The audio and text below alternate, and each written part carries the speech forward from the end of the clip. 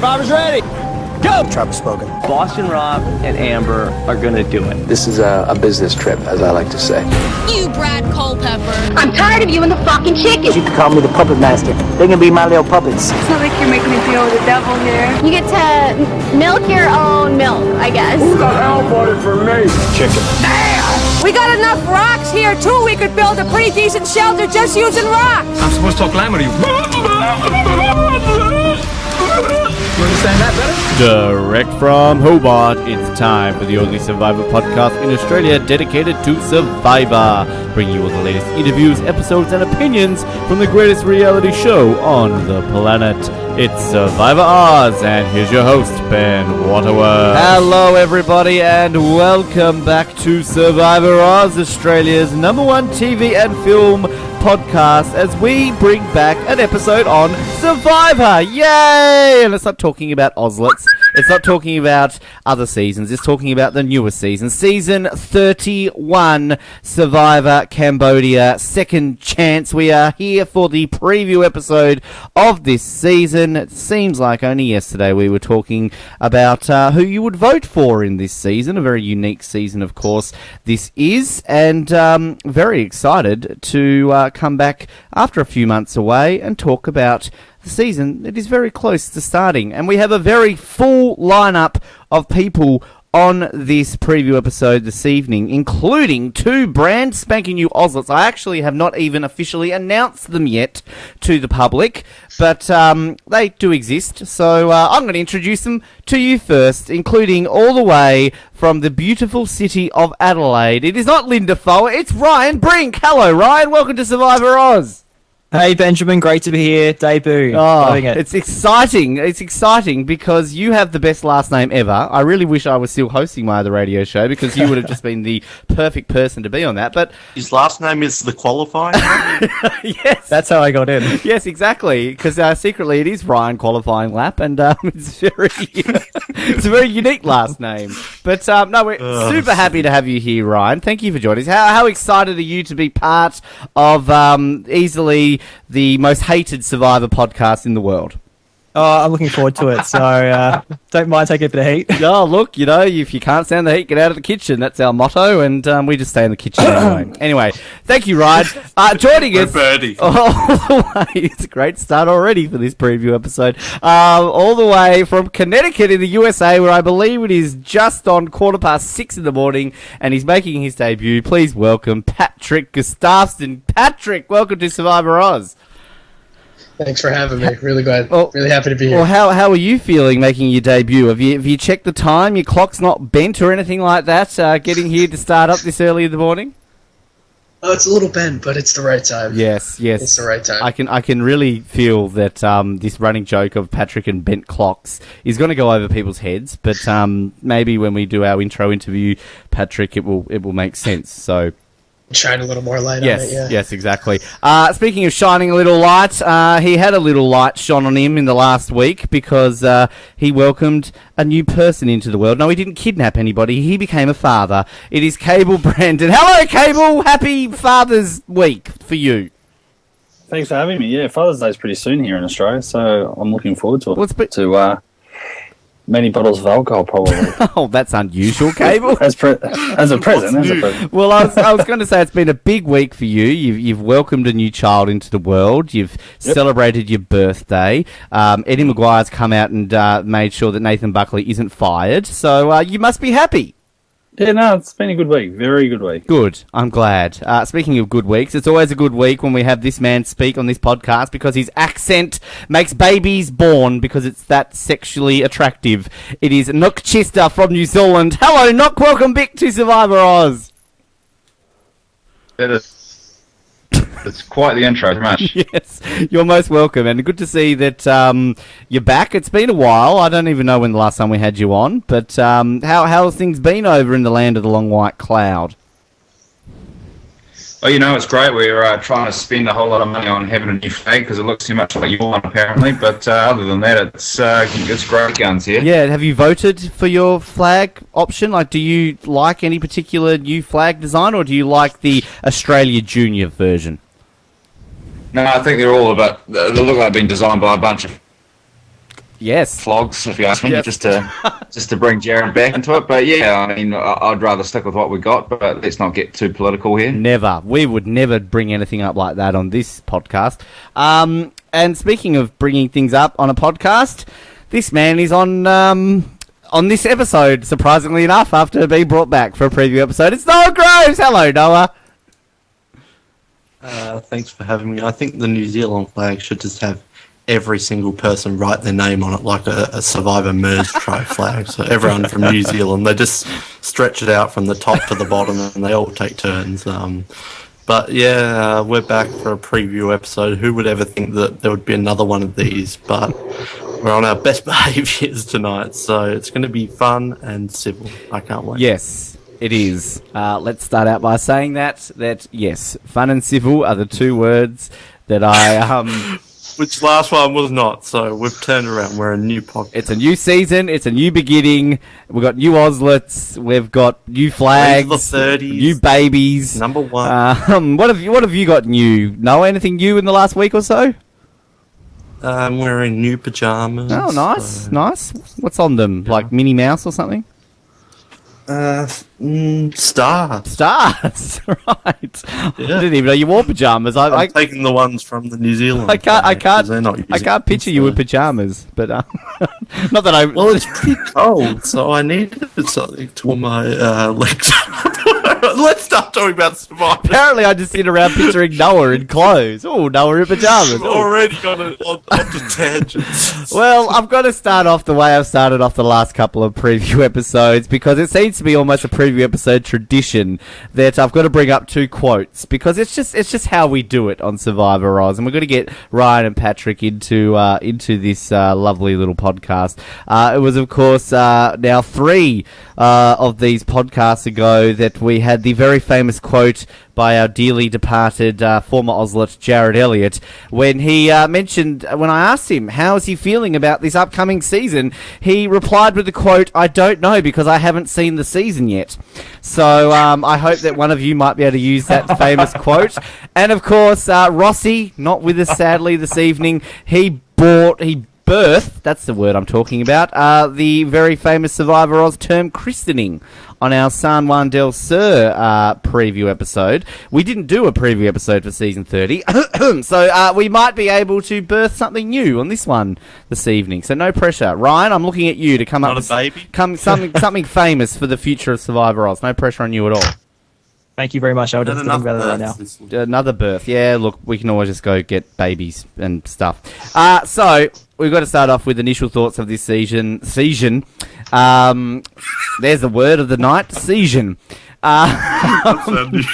Generally, I ask what your take on the cast is. Well, we've known about this cast for a while, so there's a little bit of a different opinions here. But I'll start with you, Noah. Your take on the cast of season 31 and thoughts ahead of this season.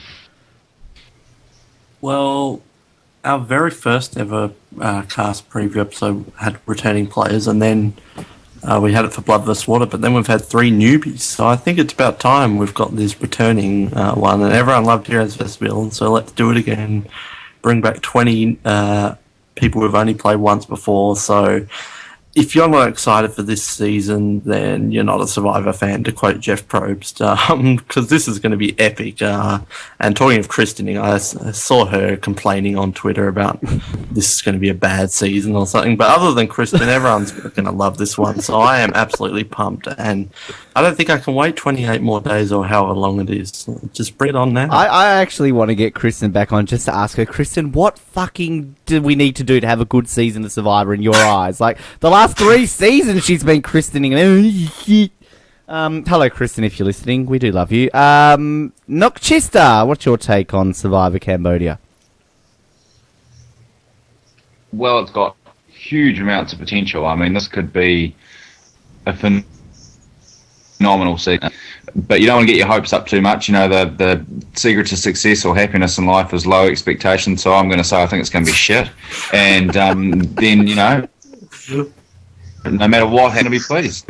Well, that's why our show sucks then, because if the secret's just like we are just shit, so that's why we're always down so low. Well, I don't think it works. We just hope that people read it, and then we're just slightly shit than they think we are. Well, people have been listening to this for 4 years now, going, "Oh, it's going to get better. It's going to get better," and it really hasn't. So, Ryan, what's your take on Survivor Cambodia? Super excited. I don't know how you can't be super excited about this season. Obviously, 20 returning players. I really want to see some of the probably older school players come back. Probably the one disappointment was not seeing, not having the opportunity to see Shane Powers come back, which is the big loss. But I still think the season overall will be really good. Beautiful, Patrick. Yeah, I pretty much just agree with what everyone else said. Potential to be one of the best seasons with all returning players. Great to see old school players. Kelly Wigglesworth. Who would have thought that we would ever see Kelly Wigglesworth on Survivor again? I just think it's not Woo. No, didn't expect to see that. But I just think it's really exciting time to be a Survivor fan. It's great. Looking forward to it. Sorry, I can't stop smiling every time it's brought up that Kelly Wigglesworth is about to return. Like, can we just not pause and reflect on those words and just be like, I don't, like, yes, she's coming back. Cable, how did you not name your child Kelly Wigglesworth? Quite easily. Well, you're an idiot. Kelly Wigglesworth say. What's your take on Survivor Cambodia? I will say it's the most excited and hyped up for Survivor I've been since the Australian Outback. Wow. Yeah, I'm just really, really looking forward to it. So I'm a bit like Nick. Obviously, if it doesn't isn't a good season, it's going to obviously disappoint me. But I can't see that happening. When you've got returning players like they've got, I just can't see there not being a lot of entertainment. So, I think we're all going to be winners in this, all the fans, by seeing this season. Unless Woo wins. Actually, that would be the worst case scenario. But I will say, a lot. Going off sort of last year as well, I will put a disclaimer in for myself in that if I say anything that offends any survivors, it's nothing personal. It's just probably talking about their previous season and the edit that we've seen. So it's nothing personal. Well, it's very interesting coming into this season because, I mean, as I mentioned, we've been around now for about 4 or so years, and we've done close to 300 interviews, and we've interviewed the majority of this cast, well before they were even on this season. And a couple of these people, we've formed quite good relationships with. So we've obviously had experiences coming into seasons before where we've had players on that we've interviewed in the past, but I feel even more strange coming into this season knowing that there are players that I personally I've always been huge fans of. I mean, we've, again, close relationships. I mean, Jeremy, for example, he spent a good portion of last season doing power rankings with us. So, he's obviously formed good relationships with us. So it's going to be fun to talk about these players in a new light, in a game position. And I know when I was doing my rankings, like my boot list earlier today, I'm thinking like, oh shit, if that person sees where I put them, they're not going to be happy with me. But like, we've got to try and be unbiased Survivor fans, which never usually happens. Someone's got to be the first boot. Yes, exactly. But I don't think, having said that, Ben, if you're not saying anything mean about them, it's not a bad thing. It's like you're trying to guess where maybe the alliances will work, who's a threat. So if you say Savage is going to be the first boot, that's because you've got the opinion he might be a threat.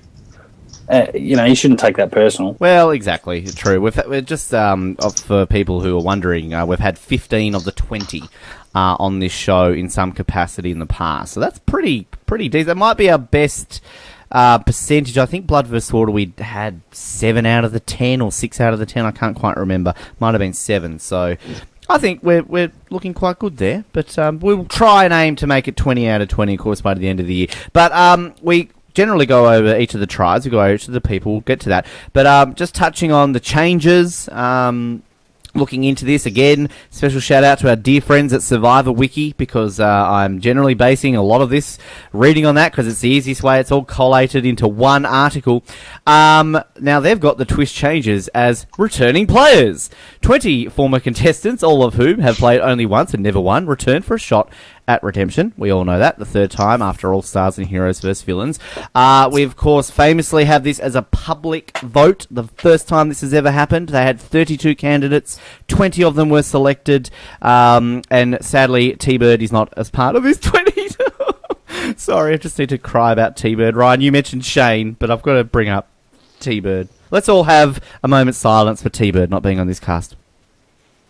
All right, thank you. Also, the other real big twists that, of course, have been announced, which I'll get each of your opinions on here, are the hidden immunity idols. Now, there's two big changes for the immunity idols this season. The first one is that Jeff Probst has mentioned the idols will all look differently from each other. So some idols will look perfectly created, like a Bob Crowley style, amazing looking idol. Others will look like an Aussie piece of stick. Tyler Perry. A Tyler Perry. So basically, idols, I think this is a good idea because some people will believe, hey, that's fake, when realistically it's not going to be. And of course, the other big change is that hidden immunity idols will be hidden at the challenges, meaning that people, of course, can forego competing in the challenge and instead openly have to find a hidden immunity idol during the challenge. I'm going to start with you, Cable. What's your thoughts on the changes for the hidden immunity idols this season?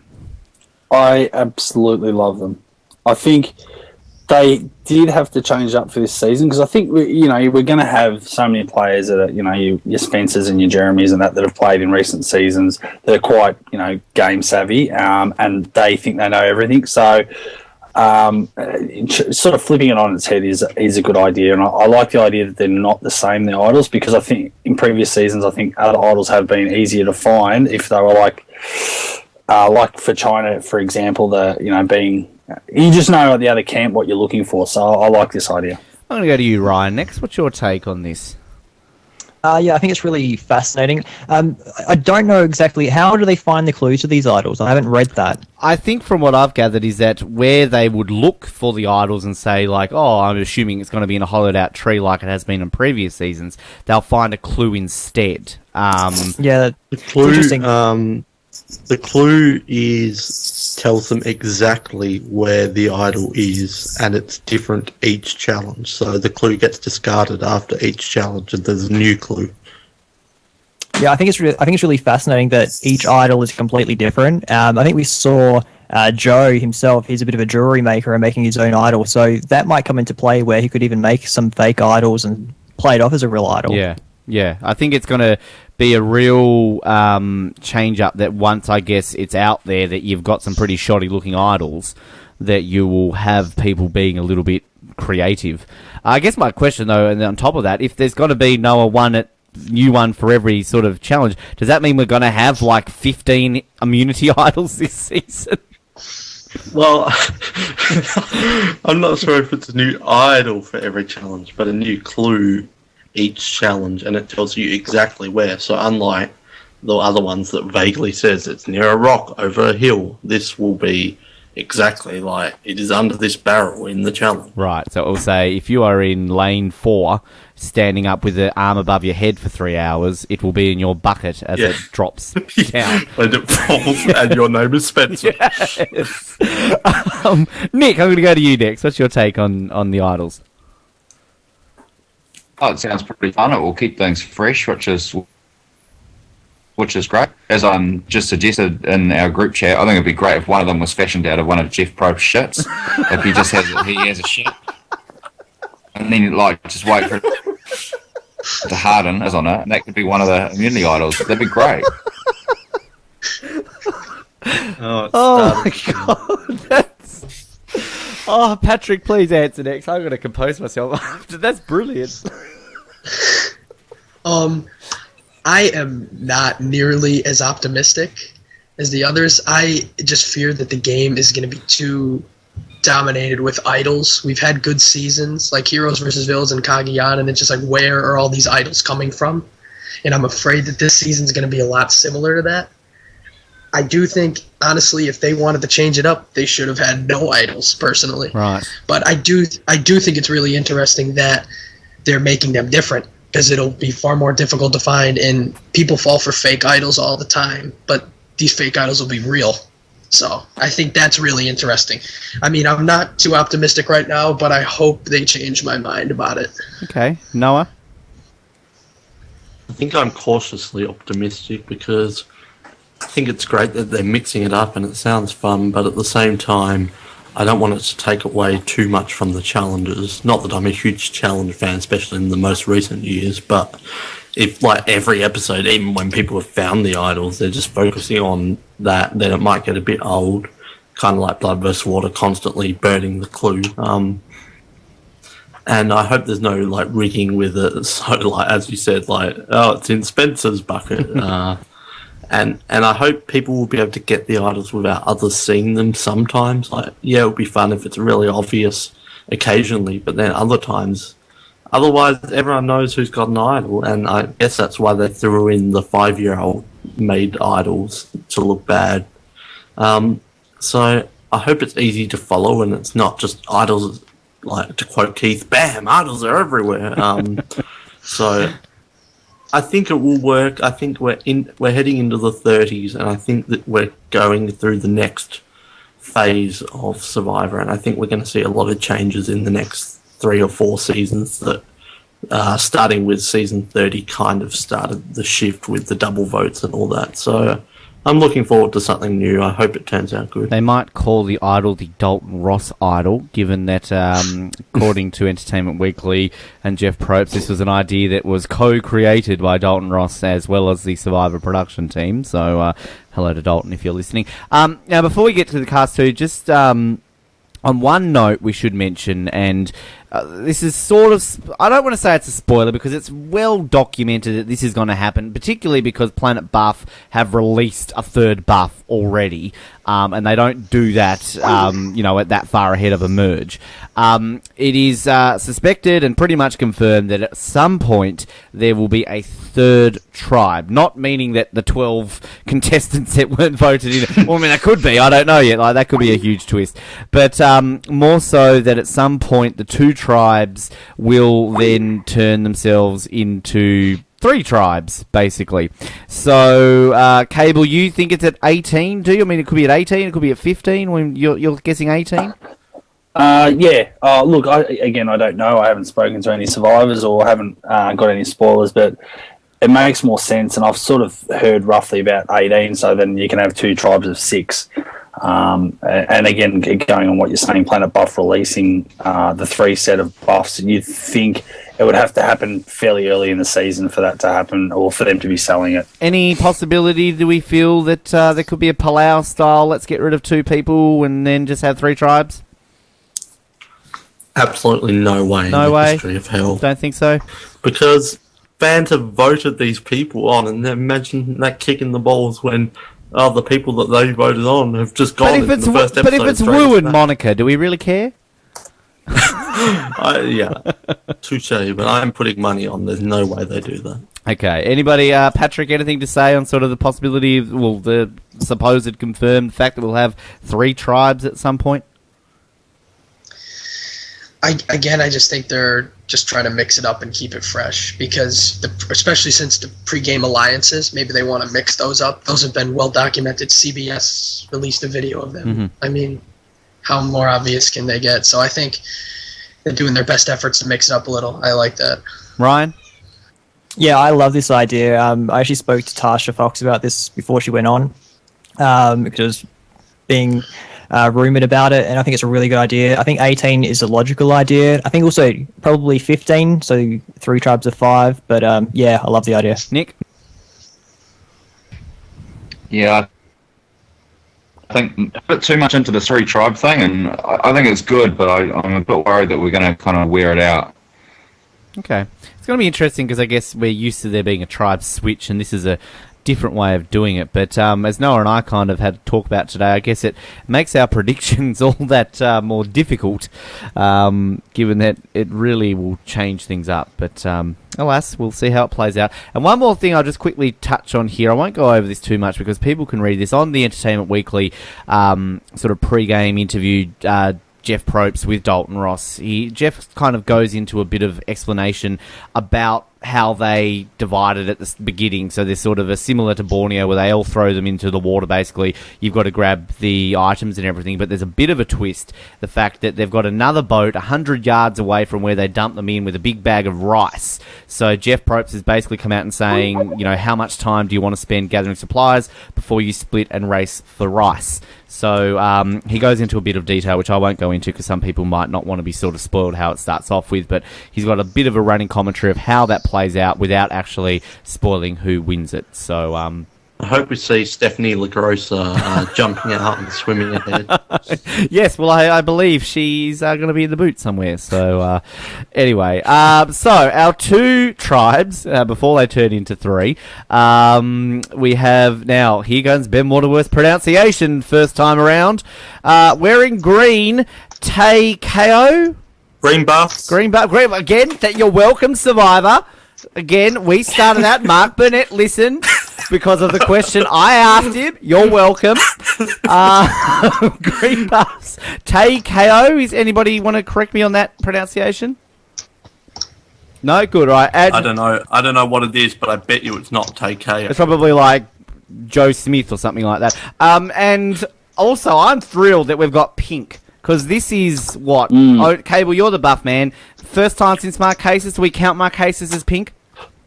Yeah, well, the magenta or whatever they want to call it. I had that as one of my favourite buffs in my top 10 a few years ago. I love that colour. I'm surprised they haven't really used it ever again since Marquesas. It's great.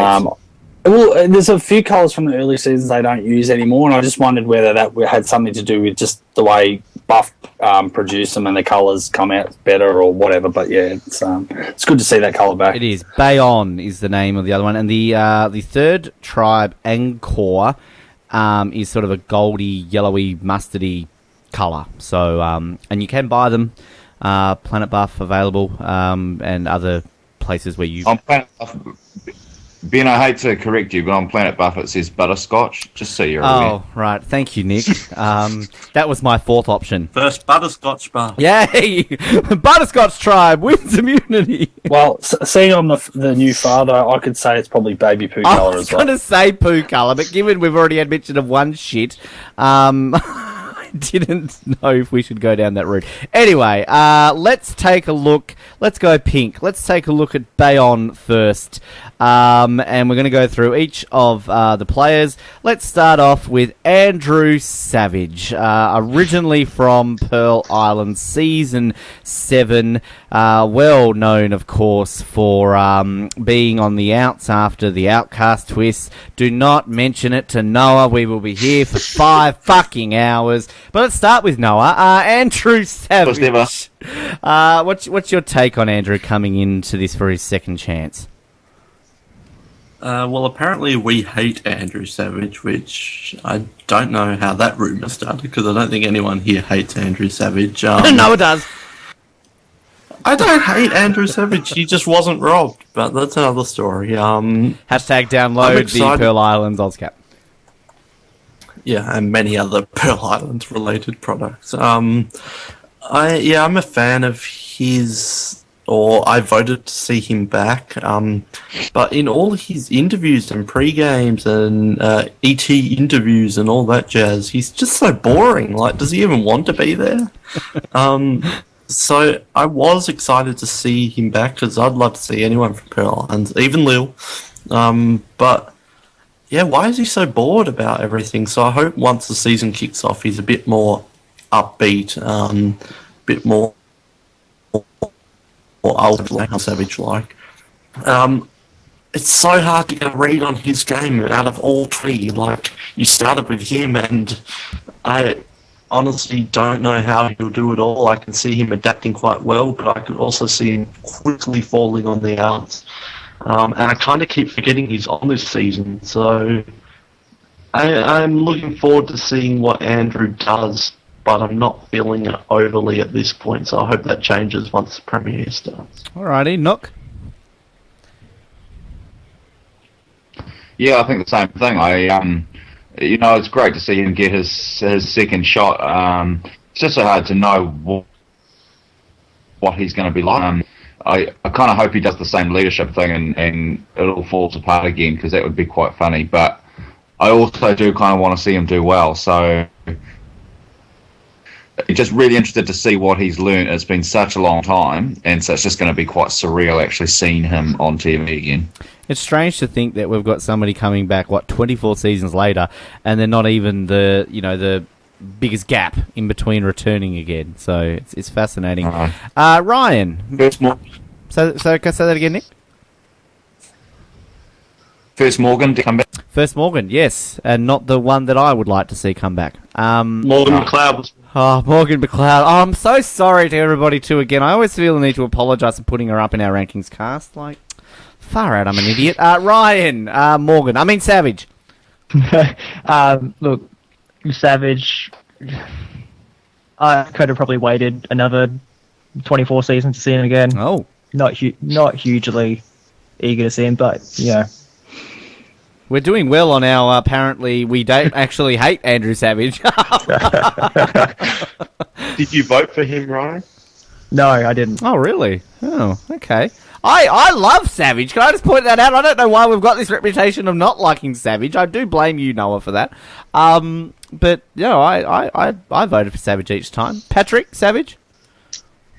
I think Savage is one of the more interesting players in his previous season because of the outcast twist. I know Noah doesn't really think that he was robbed, which he really wasn't. He could have handled Lil a lot better. Oh, here we go. You two have hit it off. Anyone from the older seasons were welcome on this season for me. I just think it'll be interesting to see how he develops his game, if he's going to be, that leader who basically set in his ways, if he's open to change. I'm really interested to see what happens. I'm glad he's on the season. Cable? That's for sure. Yeah, I don't know where this Savage hate has come from either, because I love Savage. I voted for him obviously every time. And like everyone's pretty much said, I think he was a good leader back when that was still okay back in the season. So it'd be interesting to see how he adapts his game, and how I reckon he'll try and fly under the radar, and at least initially. But yeah, I'm excited to see him back. I just hope he doesn't go early. All right, what we do at this point then, for people who might be tuning in for the very first time to a preview episode, is we get our predictions. So each of us has come in prepared, or at least I hope we have, with a boot order of where we think each person's going to finish. And what we do during our Oz Topsies during the season, we see who gets closest, and we get a point to whoever's closest. And if you get it 100% correct, their finishing position, you get 2 points. And the winner at the end of the season gets pride. So let's start with, I'm going to go in order of what I've got my list here. So Noah, what position do you have Savage finishing?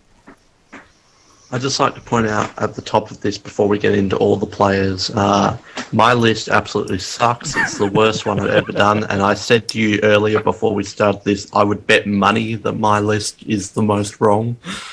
So I'm just a freaking idiot. So I've got Savage, and I don't believe he'll make it this far, so I'm just the biggest moron ever. I think he will be 4th place. Ooh, tension. All right, Cable, where have you got him? I just really rushed the list together. I had him finishing at 8th position. Survivor Oz doing a strong analysis as usual. Patrick, where have you got him? I've got him 11th, just after the merge. 11th. Okay. Ryan, what about you? Yeah, I've actually got him the same as well at 11th, depending on where that image is. Okay. Nook, where do you have him? I'll agree with Noah that he's an idiot. And I go for 11th. 11th? Wow, we're all going 11th. Tom, one of our new Oz that's also sent in a boot list, he's got him at 4th. Gabriel, one of our other Oz that's also sent in, he's got him at 5th. I have him at 5th as well. I think he will be a strong, silent type that will be kept around for a little bit, but won't get a huge edit, unfortunately. But I think he'll go quite far, Savage. So, there we go. The Sierra. Yes. All right. Monica Padilla. She was on Samoa. Remember her? And one of the dare I say, questionable. I shouldn't say that, no. We don't want to be mean to Monica. She was voted by the fans. We shouldn't question that. It's good to see her back. And to me, she's going to fit the mould of one of these, like WTF, why are they back people who probably come out strong, and then we see why they're such a good character. So I'm looking forward to seeing how Monica will play, particularly without Russell, and particularly to see her forge her own real identity, so she's not always known as the woman who stood up to Russell. Nick, Monica Padilla. That's really hard because it could go one of two ways. Like, you could easily see her going all the way and winning, but you could also see her going off quite early because people view her as I think not the great and challenges early on. So a really, really hard one to kind of pick. The one thing that really makes me pause for with her was watching that preview. That little preview that Seth put out, that she got a lot of airtime in that, and I thought that was pretty weird. They had a big thing about her and Joe having like a showmance or whatever, and that kind of just threw me to maybe think she's going to be quite a big character this season. Okay, Cable. Did he just say Joe and Mike having a showmance? Well, apparently. Well, that is really bizarre because, like I said, I don't know spoilers, but when you sent us a list of questions, I actually thought the two most likely to probably have a showmance, if there was one, was Joe and Monica, so that's really bizarre. Anyway, I've got Monica finishing middle of the range at probably 11th. Well, we're not getting just Cable. We thank you. We'll get your exact finishing positions after we've all had a word. I want you actually right now to tell me what your thoughts on Monica are in general. But I'll put you down at 11th for Monica. Meanwhile, that was a premature ejaculation. I hope that's not how your daughter was born. No. How would that even happen? Well, when a man loves a woman. Yeah. No, I was voting for Monica to come back. So you were the one? Yeah, I was the one, the only person, but somehow she got through. No, I think, she's one of those people that, like Nick's saying, that she could go early, but I think she's sneaky enough, and we know there's a bit of a history with her, Sierra's mum Laura in Samoa, so I think her and Sierra know each other fairly well, and I reckon she could go deep in the game as well, but I'll put her in the middle. It's good that you brought that up, because there's so much talk, I feel, about Terry and Vetus, sort of that, Terry and Aris had this big, huge, duel during Panama, and of course with that connection with Vetus. No one really does bring up that connection, do they? Like the Monica, Laura, and the Monica, because of Sierra being there, so it's fascinating you bring that up, Cable. Patrick, Monica. I actually voted for Monica, mostly because the female choices were not as strong. But I think it's interesting to see her back because anyone on Galoo got no airtime because of Russell Hantz, and I guess there really isn't much to say. I think it'll be interesting to see her play her own game, maybe a little more airtime. I just want to point out the last time we had a returning Monica, she was fucking awesome. I'm the only fan out there still. She was. Hello, Monica Culpepper. We love you. At least I do. Ryan, Monica Padilla. Yeah, I'm really interested to see how she goes this time. She was pretty much non-existent during Samoa, really until like the second half of her boot episode. So I'd like to see her really play up what she did with that against Russell and maybe take that character into the season. All right, Noah? T-Bird was robbed. There are a few players, and this is not meant to be personal or attacking anyone or something, but there are a few people who really have no business being here, except the fact it was fan voted, so I can't really say that. But I am flabbergasted that she got on the season. Who voted for her? Certainly Patrick not me. Cable. You two are the reason T-Bird isn't on this season. I voted for T-Bird. Yeah. All-Stars, we had the under-the-radar girl who really didn't have too much business being there. Went on to win. Then Parvati was quite similar. Sandra is not the under-the-radar female player, but she's definitely much more quieter than people on her tribe. And there's, I think, two people like that on this season. Monica and Kelly with two E's. Two L's? Who are the under... Oh, no, 2 E's as well. She's got Never mind. 2 L's, yeah, as well, and a Y and a K. Ben learned how to spell this week. So, yeah, I can't say I'm excited to see Monica, but like those other players I mentioned, the second time round, and you could probably chuck Andrea maybe in there as well, the second time round you really see something new. So I'm not excited. I wish T-Bird was there. This might be controversial, but I would probably rather Natalie Tenorelli be there, although Stephanie Valencia was robbed.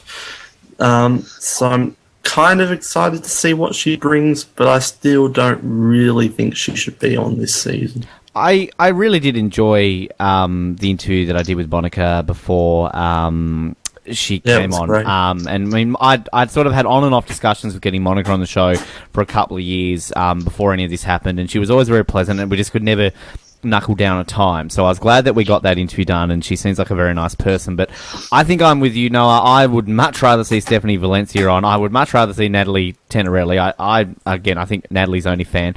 But again, not to take away from Monica, because I think I agree with everything that you said in regards to those players that came back that second time. And I think a lot of people are seeing that, particularly with one of our Oslets predictions here that I've got in front of me already. Cable, you've already said 11th. Patrick, where's Monica finishing? I have her finishing 3rd, no vote getter. Ooh, okay. Ryan? 9th. 9th. Knock.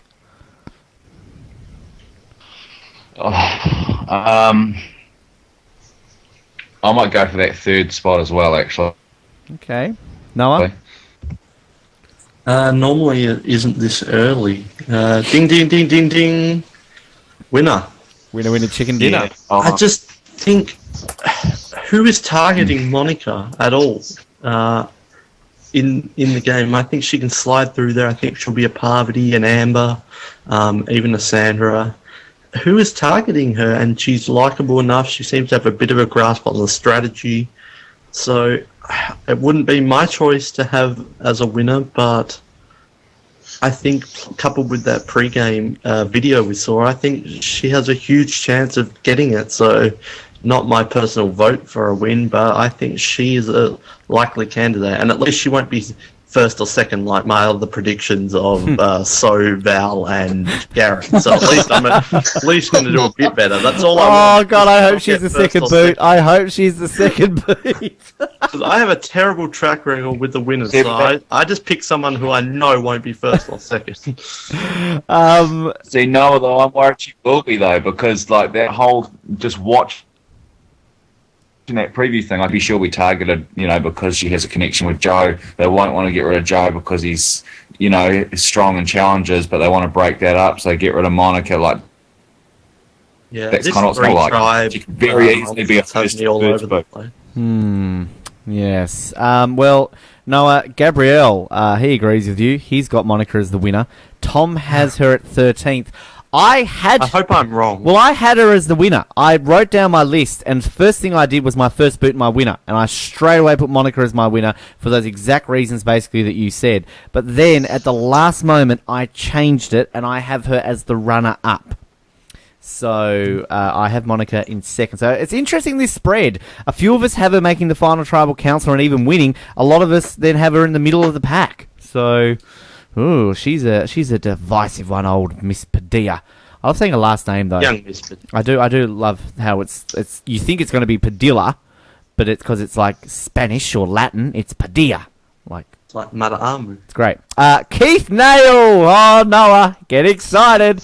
I remember a conversation that we had on this show in that we did not think. Well, I didn't. Noah, you particularly thought that no one from San Juan del Sur would ever return. And we've had 3 people on this season, don't we? 3? Yes, we do. That's right. And Noah and I, we love this season. I mean, we just want to talk about San Juan del Sur all the time. People go and watch it. It's so much better than Worlds Apart. But Keith Nail, Noah, from San Juan del Sur, stick to the plan, idols everywhere, whatever. Your take on your man, Keith. Yeah, absolutely my favourite player on this season.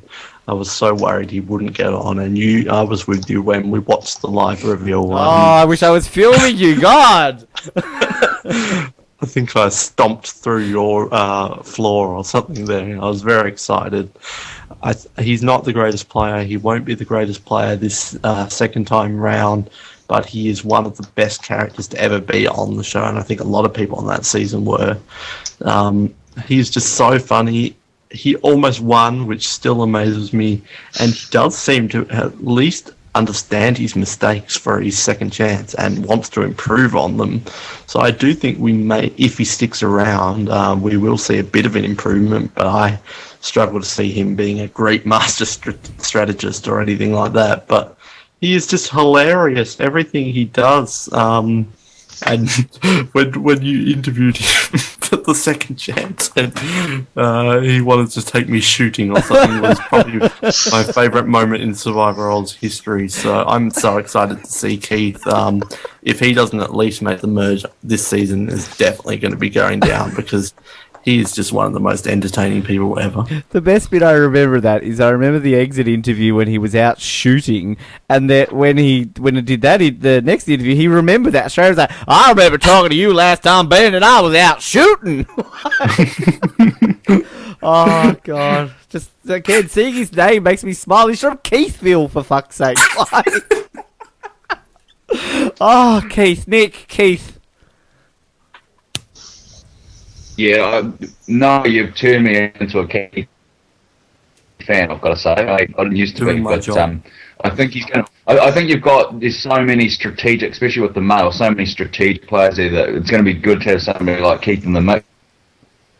He's not super strategic, but we'll give you a few good one-liners, so it's going to be good to have him around, I think. I think he's going to be, he'll make some fun TV. Can I just say we've got Keith and Kimmy on the same tribe and Cass.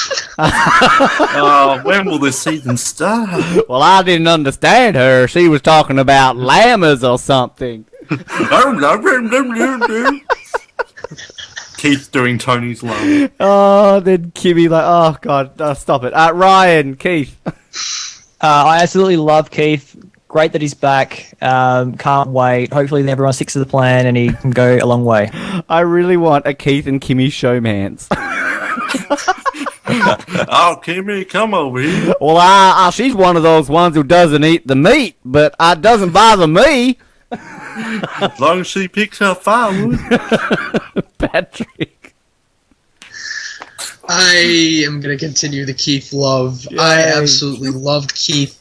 He's just like a breath of fresh air. Like, when was the last time that we had this lovable goofball who didn't really know how to play the game that was so well edited? Was it Big Tom that was the last one?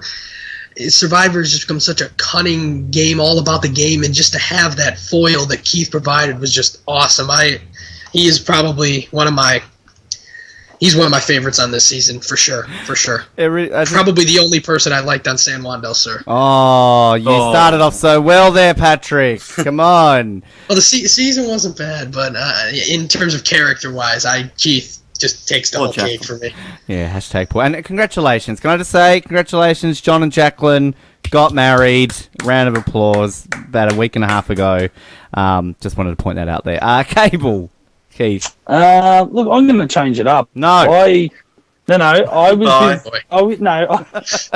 was with you and Noel when we were talking about early in the year, or when the vote thing was happening, and we were talking about we were all voting for Keith. Well, me and Noel were anyway. And I thought he was I thought he was fantastic in San Juan del Sur. But having said that, maybe he's learned a few things, but I feel like I would have rathered somebody else than him. I would have rathered have a Jim Rice or a Shane Powers before him. I want to see just everyone playing hard and knowing what they're doing. And I don't think Keith, for me, does it anymore. I was voting for him, but if I could change anyone, it'd be him. Okay, interesting. Having said that, where's he finishing, Cable? Oh, you're going to ask me the hard question. I still think he'll do well. I've got him at 9th. Noah. I think I worry that he's on the same tribe as Jeremy. That definitely worries me. I think he can go two ways, very early or very late. And maybe this is wishful thinking, but I'm saying 5th. Please be true. Well, I finished one less place than last time in 5th. So close. Ryan. For me, repeat of last time, 4th place. Ooh. Patrick. That'd be heartbreaking. That would be heartbreaking if he just missed again. I have Keith 6th, just a little lower than that. Oh, goodness. Nick. I mean, he's going to be around for a while, I think, so I'm going to go 6th. Say that again. Oh, shut up. Tom has him at 14th. Gabriel has him as the runner-up. There you go, Noah. I love this man to death, but I sadly don't think it's going to be too much of a repeat of last time. I have him at 16th. So, So why do you think he will go early? Because all of us put him high, so I'd be interested to hear that. I think Bayonne, I think they're going to, and we'll get to this no doubt at the end, I think they're going to be the tribe that will struggle early. I think it's going to be very evenly matched. I shouldn't say that, but I think they will lose a couple first, and I think he's going to be one of the ones. I mean, he's an older male, just who he is. I think Jeremy will be sort of forming things, and he'll try and target him quite early. I can't see those two aligned. No, so I feel as though Jeremy and Keith are going to clash straight away, and I feel that Jeremy will be more game savvy to take him out. I hope I'm wrong, because I love Keith. Can I just add to that? I agree with what you're saying, Ben. I think with Keith, look, it can go either way. He can get all the way to the end, or he might go early. And why I think he might go early to support you is, I think if he's still not game savvy and knows 100% what's going on, I feel other smart players will be too scared that he'll fuck something up. Yeah. And so he's just too much of a liability, so he's not worth keeping around. Yeah, and also this 3 tribe craziness is just really the thing. I think what will save him, if Bayonne actually win, if he doesn't go to tribal council early, I think he will go very far. But I think that if Bayonne lose, you've got your Jeremy, you've got a Stephen Fish back on there, you've got Sierra, Tasha. I just feel there's too many people on that tribe That's a good point, because if he can survive early, then he's got it in the bag to go far, similar to his original season. If you remember the Drew episode, he was very nearly going home, but he survived that, and then he was no longer on anyone's radar, so that's a good point. Yeah, so fingers crossed for us Keith fans that will happen. All right, let's move in to Cass McQuillan. Ooh, third place from some Survivor. Yes, Noah's bestie. They have a great relationship. Sad that Julian's not with us tonight, because Julian is Cass's #1 fan. Cable, Cass. Yeah, I was voting for her, and I'm extremely happy to have her back. I just hope, amongst hope, I mean, we were hearing rumours that a lot of the players were already thinking of voting her at first, which is the most ridiculous thing of all time. Why wouldn't you take her as a goat to the end, or someone unlikable? But, I'm glad to see her back, and I hope she does stick around for a bit. Ryan, let's go with you next. Ryan, hello? Oh, no, we lost you. Can you hear me, Ryan? Yes, I'm back. Sorry, we had a brief break in space right then. Cass. I'm really excited to see Cass back. I think she's going to do not so well, but it's still good to have a bit of chaos back. Bit of chaos back. Good way of play of words. Nick. In answer to Dale's question, I think the reason people wouldn't keep her around is because I don't think she'd be loyal. So I think that there's really no reason to keep Cass around. I really like Cass, but I think she's not going to be in the game all that long.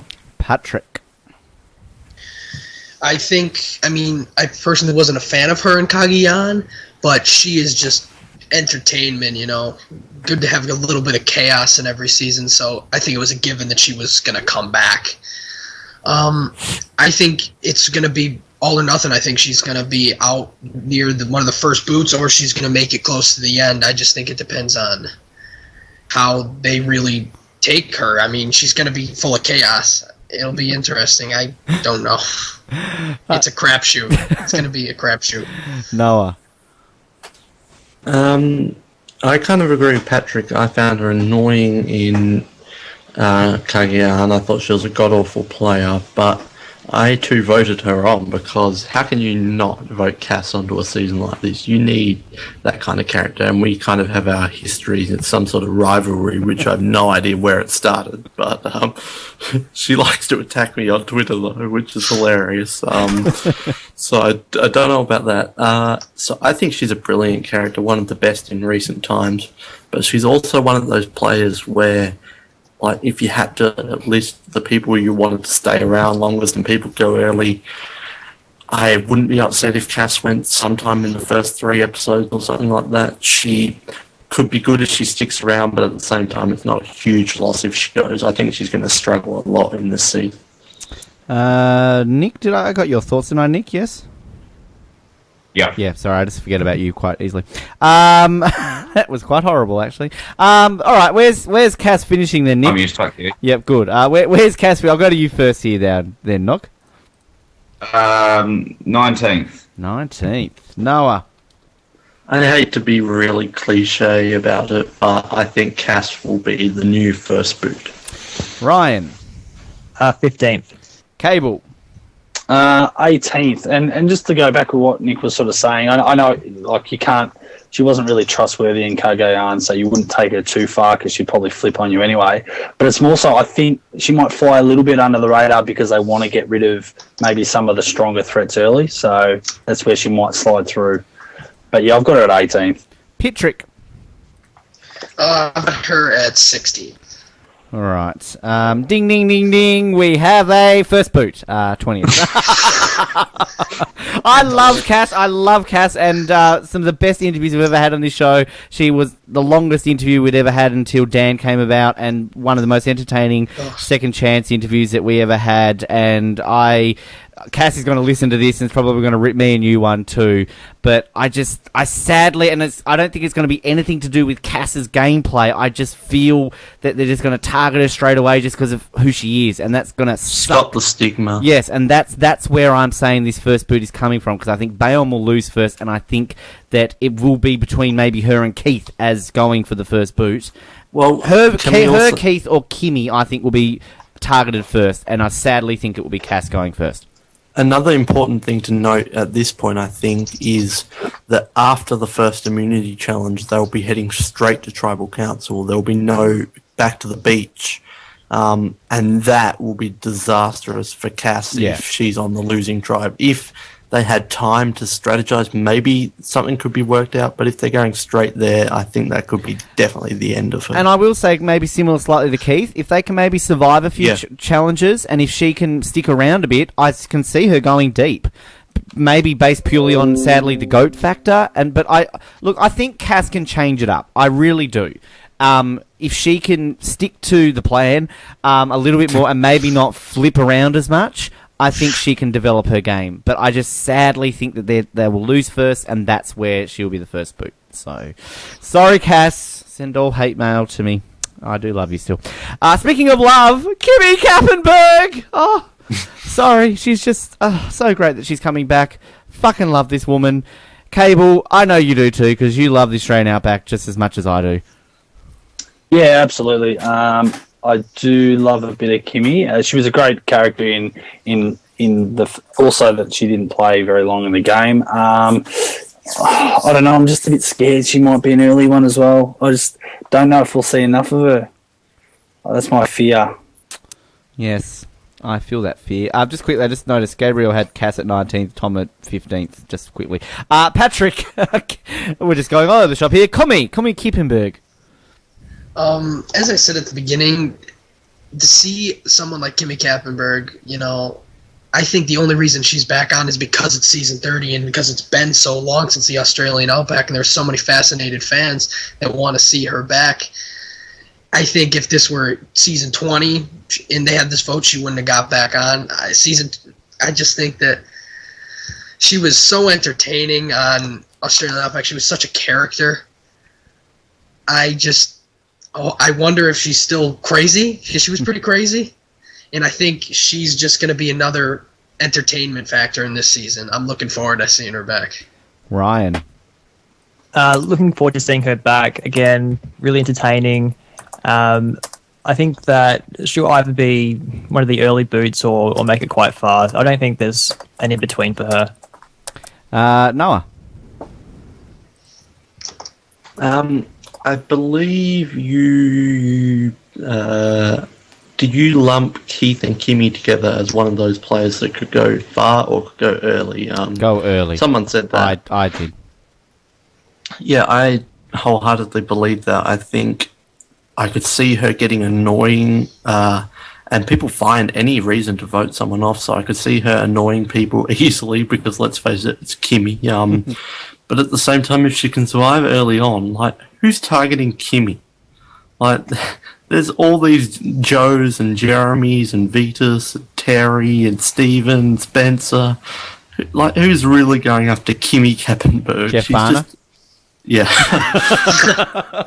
But never in a million years I think we would be on a cast assessment episode talking about Kimmy Kappenberg returning to Survivor, which just makes this season all the more glorious. I feel like she could end up being like Kat, though, where she's very entertaining in the first season but comes back, and because of all these other players, there just isn't enough time to show her, so they just show a few funny bits here and there. I feel like she could be a bit Purple Kimmy. But yeah, another one of those ones that I doubt will be in the middle. It's either very early or very far, in my opinion, but I'm so damn excited for Kimmy to come back. Knock. Yeah, I'd kind of agree with that. It's I think she probably reached her ceiling. Last time, it's I guess Noah's right that there could be lots of big players taking each other out, and so she kind of gets missed out. But I think if she's on a tribe that ends up losing, I think she's going to be easy pickings in terms of somebody to get rid of. So yeah, easy pickings. That's the one. You're beautiful. Ryan, did I ask you? Yes? No? Yes. Okay, shit. I'm really bad tonight with my memory. I'm getting old. So where's she go? Ryan, again, I'll start with you. Where is she going to finish, Ryan? I think she should go pretty well, 5th place. 5th place. I'd like to see that. Patrick? I've got a 4th. Ooh. Noah? If she gets voted out early, I won't be surprised at all, and I'll definitely take that. But I still like who's targeting her, so I'm going to say 6th. Knock. 15. Cable. I was just going to quickly say that the interesting thing about the challenges, they're going to try and recreate challenges, so it's a second chance for some players to redeem themselves in this season. So it'd be interesting to see if we have a food eating challenge where Kimmy has to eat something. Oh, they're so going to do that. Just like they did with 100%. Jervis. Jervis, yeah. Yeah. Well, they've already said that, anyway. You can eat a Mars bar. So... Can't do it. It's a mammal. I want to see Kimmy go far, but the problem I see with her, she can change her personality or her gameplay and her strategy, but the one thing that hasn't changed since the Australian outback is she's still vegetarian, and that could be an issue when it comes just to her getting far in the game and having... food in her belly. Vegetarian. Yeah, but that was the first time she played, and look, she sucked up at the end and was almost wanting to quit. So, and her favourite player was Kate. Hey, don't bring Kate into this. I wish we had the bios this year so we could have Kate. Oh, Kate's so good. But yeah, look, I do want to see Kimmy go far, but I think she'd probably be, like most of you guys already said, might be an easy target early. So I'm thinking about 16th maybe. So I'm guessing if they'll have any sandwich-based challenges this season, maybe. Redeem herself. Oh, come on. Savage will enjoy those. Yeah, he will. Get your mind out of the gutter, Cable. Gabriel has the first boot. That was me. Oh, was it? Oh, so I blame Cable. He's used to it. Was it me? Okay, Shaggy. Tom has her at 16th. I have her at 15th as well. But again, I hope I'm wrong. Tasha Fox from Cagayan. Good to see Tasha back. Enjoyed an interview with her. Ryan, you also spoke to her pre-game as well. What's your take on Tasha/Tasha? Yeah, I'm really excited to see Tasha back. She's really excited about coming back, and I kind of feel like we didn't really get to see Tasha's full game in Cagayan. Obviously, she was in a minority for most of that game, so I'd really hope that she does well. I don't know how well she will do. Being lumped with Cass again, that's going to be an interesting dynamic, so yeah, it'd be interesting to see how she does go. Patrick? One thing that really surprised me, I was reading an interview with Trish, and she was saying how Tasha basically made no relationships at all on the island, and she was kind of just destructive. which surprised me. So I wonder if Tasha's gonna make relationships, or if she's just gonna float through the game, depend on winning challenges in the end. I really don't know. I voted for her by kind of the process of default. I mean, kind of bossy at the beginning of the game. I don't know. She's not my favorite. She's not my least favorite. Cable. Yeah, I didn't vote for her, and it's nothing personal. I just didn't have any interest in seeing her back, and why she's back. Yeah, I don't know. I've got no interest. Okay, Nick. Well, I thought I was going to be in minority here, but I don't really like Tasha, and she's one of two people that if they won, I wouldn't be very happy. I just think she's overrated, and she's also she's got the credentials to back that up. I think she won a few challenges, which is really impressive, but you look at her early game in that lose-on tribe, and I don't think she played particularly well. I don't think she's going to be great at the social game, so I'm not expecting much, but because of that, you can guarantee she'll win. Okay. Noah. I was definitely on the Tasha train the first time the show aired, and then on my rewatch, it kind of went down a bit because she really didn't do much at all to make her a great player. In saying that, I did vote for her because I think she will add something to the season, but she's definitely not one of my favourite players. But I think, like someone else said, she's not the worst one out here, so I think she may do some things. I don't think she'll be as much as a challenge beast this time around with all these other great challenge competitors compared to Kageyama, which really didn't have too many people who were that good. I just love, do you remember that scene where she won lots of challenges and Jeff Probst said, "Oh, you're one away from joining Kelly Wigglesworth"? I just love that we're now in a situation where they could potentially be playing in an alliance together. This season is going to be awesome, but Tasha, bit meh, but I did vote for her, so I'm excited to see how she does, but I don't think she'll win. I remember that scene just of how excited we all got for a Kelly Wigglesworth mention. We're like, oh my god, they mentioned Kelly Wigglesworth! They remember Kelly Wigglesworth! Exactly. And we also, of course, all remember Tasha gets stood up. Poor Tasha. That would be so great. She stood up second chair. I'm very similar to you, Noah, that I love Tasha. I am a Tasha fan, but on a rewatch, you kind of get a little bit disappointed with Tasha because you're like, oh, she didn't really do a whole lot. But I'd still like to see her go far because I still quite like Tasha. Where's she finishing, Nick? Let's go 14th. 14th, okay. Let's go to Patrick next. 8th. Don't know why. Good analysis. Ryan. Again, I love Tasha, so some Tasha love here, but I think she'll probably end up maybe 13th. I think she might get stuck when they do go to 3 tribes, and she might get a bit unlucky. Okay, Cable? Yeah, very similar to what Ryan just said. I think a 12th position. Okay, Noah? The only stigma I can think of is that she's a part of the Kageyama 4. Other than that, I don't think she'll be targeted too much. But again, kind of like Patrick, don't know why, but I think 9th, somewhere around middle merge. Okay, Gabriel has her at 14th. Tom has her at 18th. I have her at 13th. Similar there to what Ryan said, I feel. Okay. Stephen Fishback. How do we ever think he'd come back? This is good to see him back. Of course, Token Cheen's runner-up to JT. Some still say to this day, that rhymed, that he was robbed of getting no votes at all. I probably would be one of those people. Cable, are you one of those people? Are you excited to see the Fishback? Yeah, I'm a Stephen fan. I was voting for him, and I'm glad to see him back. But when it comes to second chances, I think when you finish...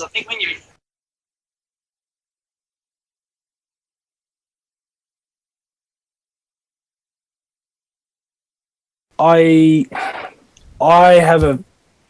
I don't know. I just don't necessarily agree that someone that makes the finals, even if they get obliterated, it is worthy of a second chance. So don't take that personally, Stephen. I'm glad he's coming back, but I just think there's plenty of other people that could have had a second chance. I think you've had your chance if you made the finals. You better not be saying that about Kelly Wigglesworth. Yeah, Kelly. Well, get off this podcast right now. But Go to your baby. Yeah, don't worry. Who's getting lined up here? Nick. I'm a huge fan of Stephen. I think he's an awesome player, really player. I think he got in a no-win situation towards the end of Tocantins, and there was really nothing he could have done because, basically his job was to not let JT win immunities, and that was just never going to happen, really. So, it's going to be really fascinating to see how he plays, given that, he's obviously researched the game quite a lot. So I think he's going to come in with a really different perspective. I think he's got a pretty big target on him, though, and it'd be interesting to see if he can overcome that. Patrick. I think it's great that Steven's back. He was really great on Tocantins, not a great final tribal council. And I agree with Nick. I think that he's going to have a huge target just because of what he does. And he's not all that strong in challenges, so I definitely think if his tribe loses early, I think he could definitely be one of the earlier boots. Mr. Brink. Yeah, I really like Stephen as well, but I think I agree with most people. Probably being that know-it-all, he's going to have a big target on his back.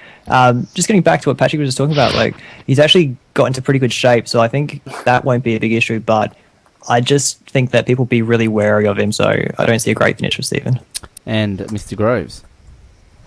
I voted for Stephen to come back, and I never thought we would see him again, just with all those other big characters on Tocantins.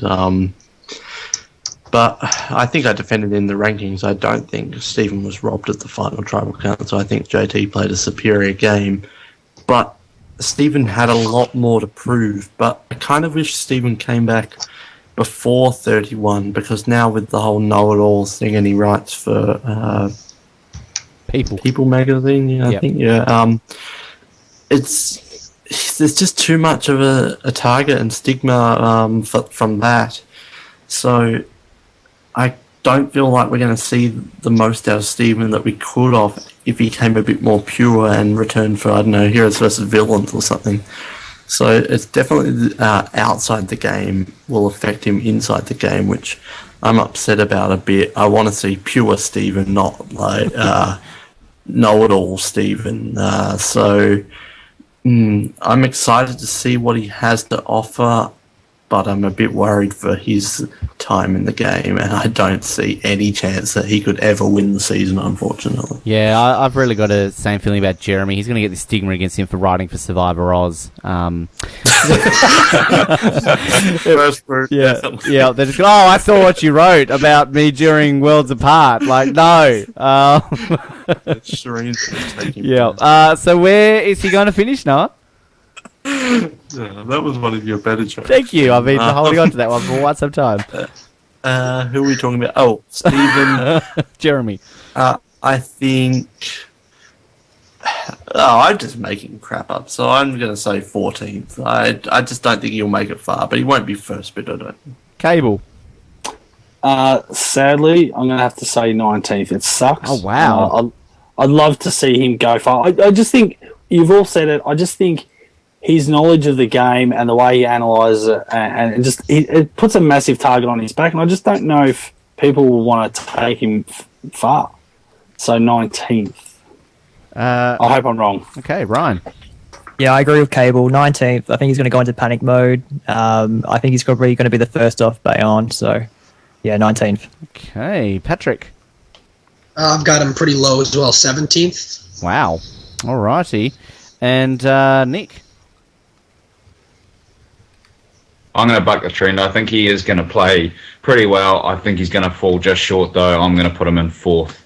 4th. Okay. I am also going to buck the trend after I tell you Gabriel had him at 17th, Tom 11th. I've got him at 6th. I think he'll go quite... I was tossing and turning between him and Spencer, who would finish the higher, and I ended up going with Steven. So, Sock's position for Stephen. Alrighty, Sierra Easton from Blood vs. Water, of course, very well known for voting out her mother. She did do other stuff besides that. People just only ever seem to mention that for some reason. I wonder why. No, I'll start with you. I know you're a massive Sierra fangirl, so go for your life. Yeah, I really enjoyed her in her original season, as you would know. But I'm a bit of a Sierra hipster because I liked her before she voted her mum out. Oh, yeah. I was like, well, we've got podcasts to prove it, so you can in there all you want. We've got podcasts to prove it. Yeah, so I was the Sierra hipster. And then when she got popular with all the voting at the mum, it was a bit but I still really like her. I voted her on. I think she is going to go no holds barred. She's going to play very hard. I think towards the end of her first time round, she really started to get what this game was. Not saying that voting her mum out was a genius move, but she really did start to play a lot more aggressively. I don't know if she has it in her to win, but I think she is going to play very hard. I'm very excited to see it. Yeah, she's a bit of an enigma. I think she could go either way, so bring it on, Sierra. Very excited to see her back again. Hope she does well. Ryan? Yeah, I agree with Noah. I recently just did a rewatch probably about a month ago of Blood vs. Water 1. My opinion of it hasn't changed, still very high. I think that she really did learn that second half of the game, how to play the game properly. I think that she will have connections possibly with Monica in the game, so I think she'll do okay. Patrick? Yeah, I think it's very overblown that she voted out her mom. That's not the only thing she did, but it's interesting that Kelly Wentworth's the one who says that she was so hindered by her loved one. I think Sierra was the one who was most hindered by her loved one, and I think it's going to be really interesting and exciting to see how she plays without her mom, because she really turned it on even harder after she voted out her mom. She didn't necessarily do the right things, but she definitely was playing really hard, and I think she's going to do that again. Nook? Yeah, I think the one who's coming after her, really, as long as she doesn't get on a tribe that loses heaps of challenges early on, I think that she's well protected early on. She's not going to be a big threat. And then I think by the time to notice that she's there, she's probably in a good position to make it all the way to the end. So, you know, I've got high hopes for Sierra. Bill. I don't really have anything much to add, apart from what everyone else has said. I think I voted for her. I was wanting to see her back. Yeah. Cool. All right. Where's she finishing then, Cable? I've actually got her, well, again, sort of agreeing with most of the other guys, what they've sort of said. I think she'll be a player in this game. I think she's probably one of those people that had a bit of an alliance before the game started. I'm saying about 7th. 7th. All right. Noah? As I said, it's just so hard to grasp whether or not she'll do well or bad, so I just played it safe and I put her in 10th place. Ryan? Yeah, I think she'll do pretty well. I've got her finishing in 6th. Patrick? Wow, I am not on your guys' boat. I have her 19th. Wow. Nick? She's my winner's pick. Oh, really? Ding, ding, ding.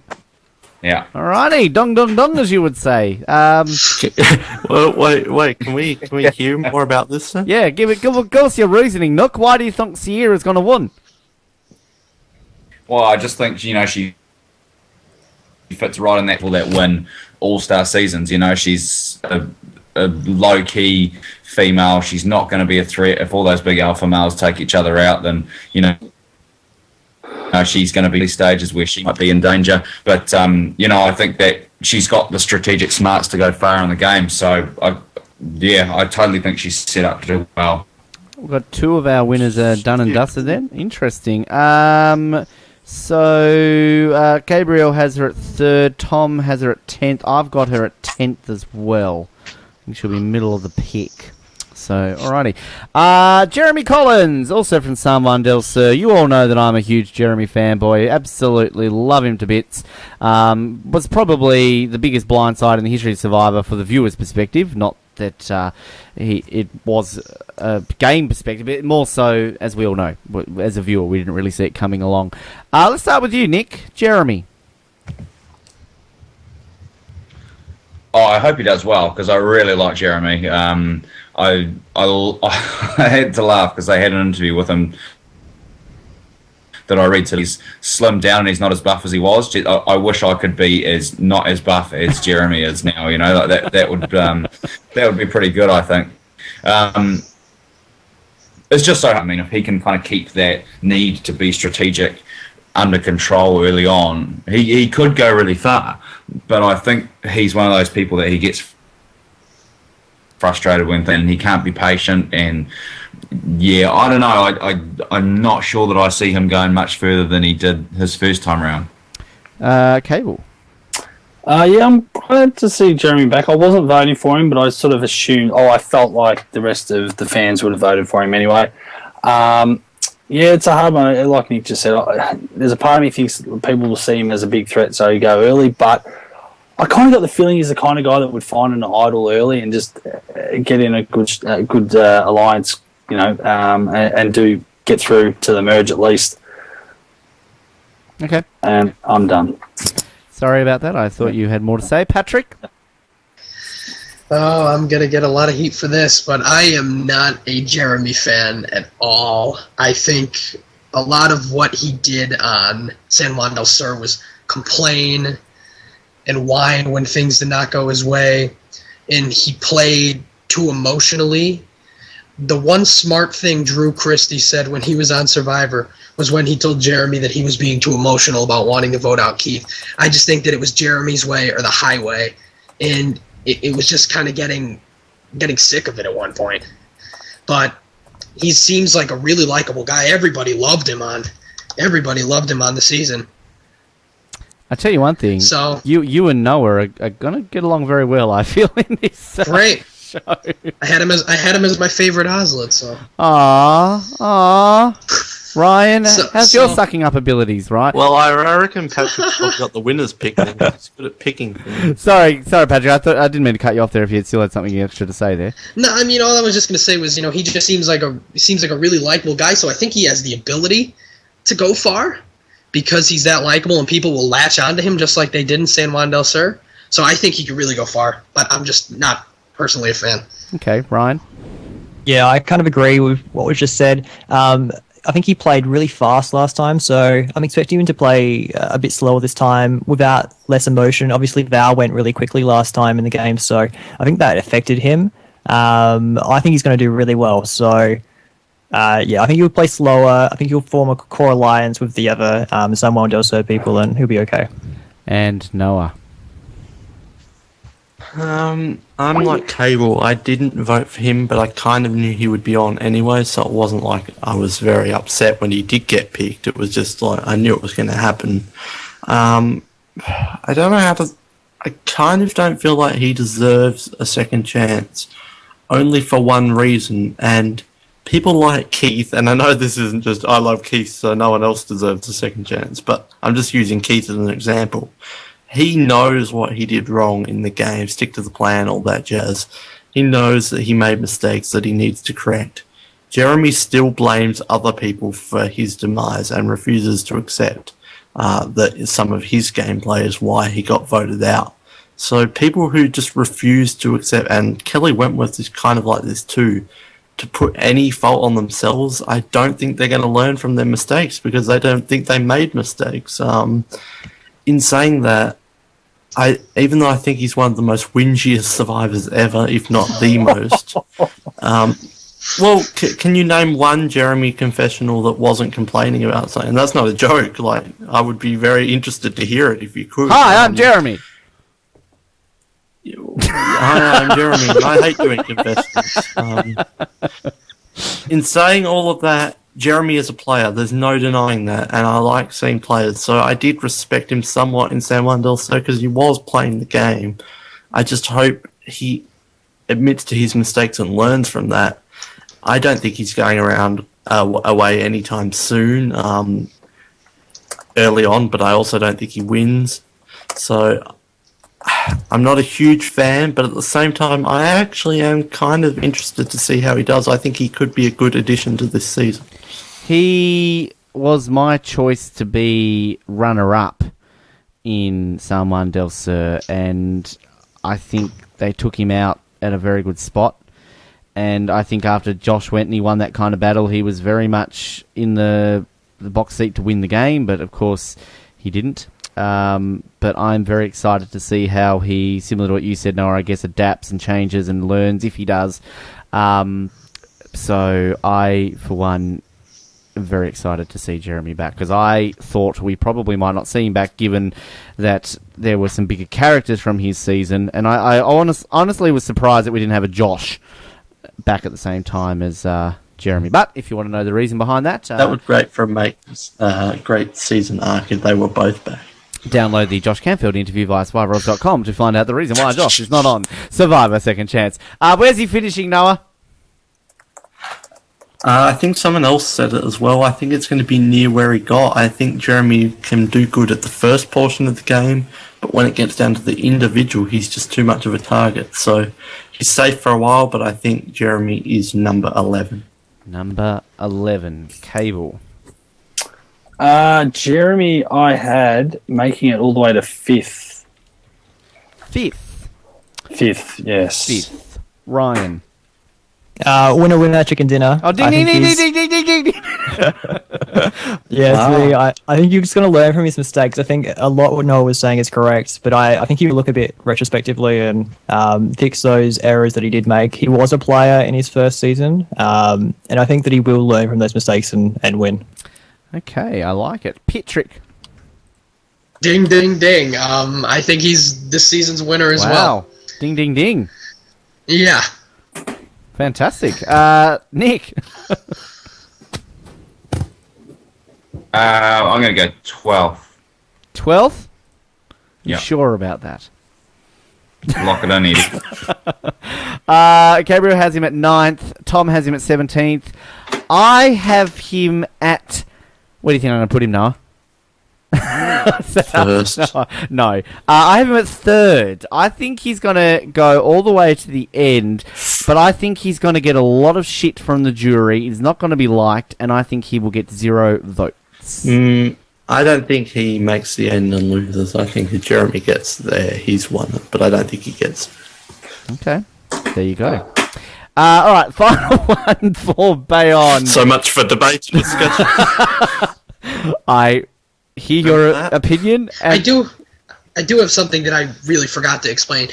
I see Jeremy as like a Tyson. I mean, he's a lot smarter than Tyson, but someone like more of an alpha male returning player who people are going to latch onto, and he's going to be more of an alliance leader and kind of just run the game.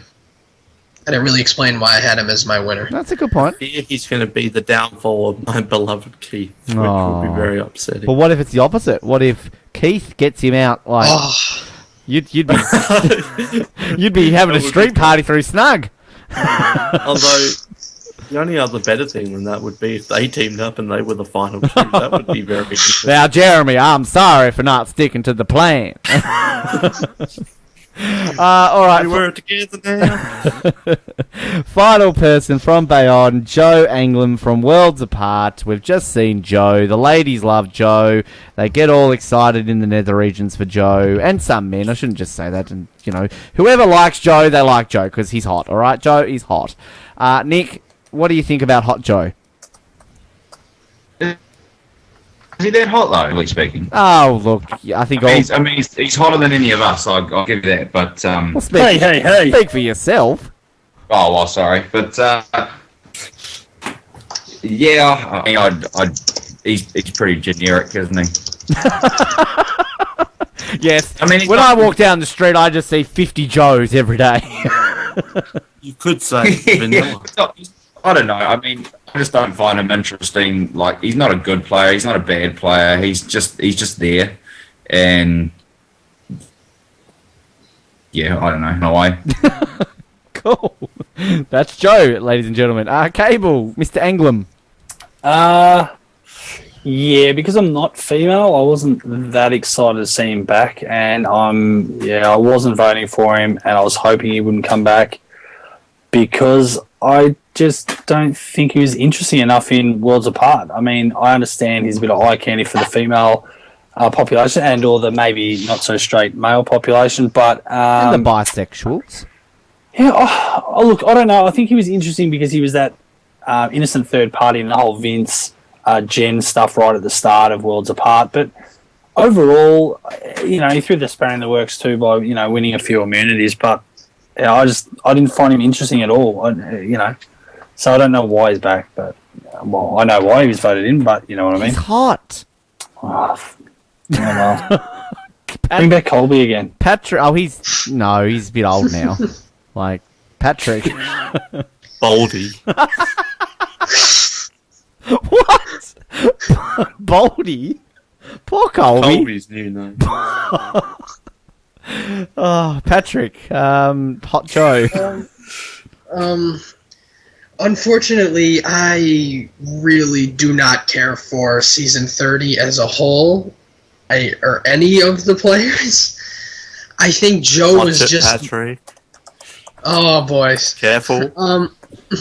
I just think it was just... I think Joe was pretty generic. I just think he was a really nice guy. People can root for him easily, but he's such a physical threat. I just can't see him getting that far into the individual game. I can see why he was voted back on. I did not vote for him. I didn't vote for anyone on season 30. But not even Carolyn? No, I didn't. I actually liked Carolyn, but I didn't want to see anyone. Oh, good save. But I don't know. Joe, he seems easy to root for. I wasn't really rooting for anyone, but we'll see. Okay, Noah? I too didn't vote for anyone from the Dirty 30 except for Carolyn occasionally. I didn't vote for her every time in case she won the season. Didn't want to waste that T-Bird vote. T-Bird! Yeah, I might get in trouble for saying this or be controversial, but I purely believe he is on this season because of his looks, and people will probably get angry at me for saying that, but people say that about the female contestants all the time, so screw you. I think that's really the only, and not just his look, but just the character, maybe I should say, the Aussie, the Malcolm, but I'm not an Aussie fan, but he really is the vanilla poor man's Malcolm, whatever you want to call it.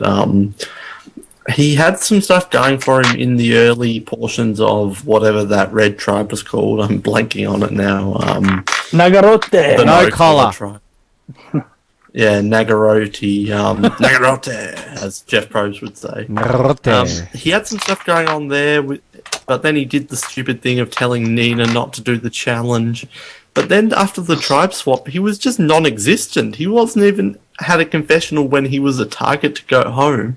And then he was barely there, and then he popped up again in his last episode. So it was kind of just like, he wasn't even a huge character in the season, but everyone loves him, and it blows my mind. I didn't think we would ever see Joe play again.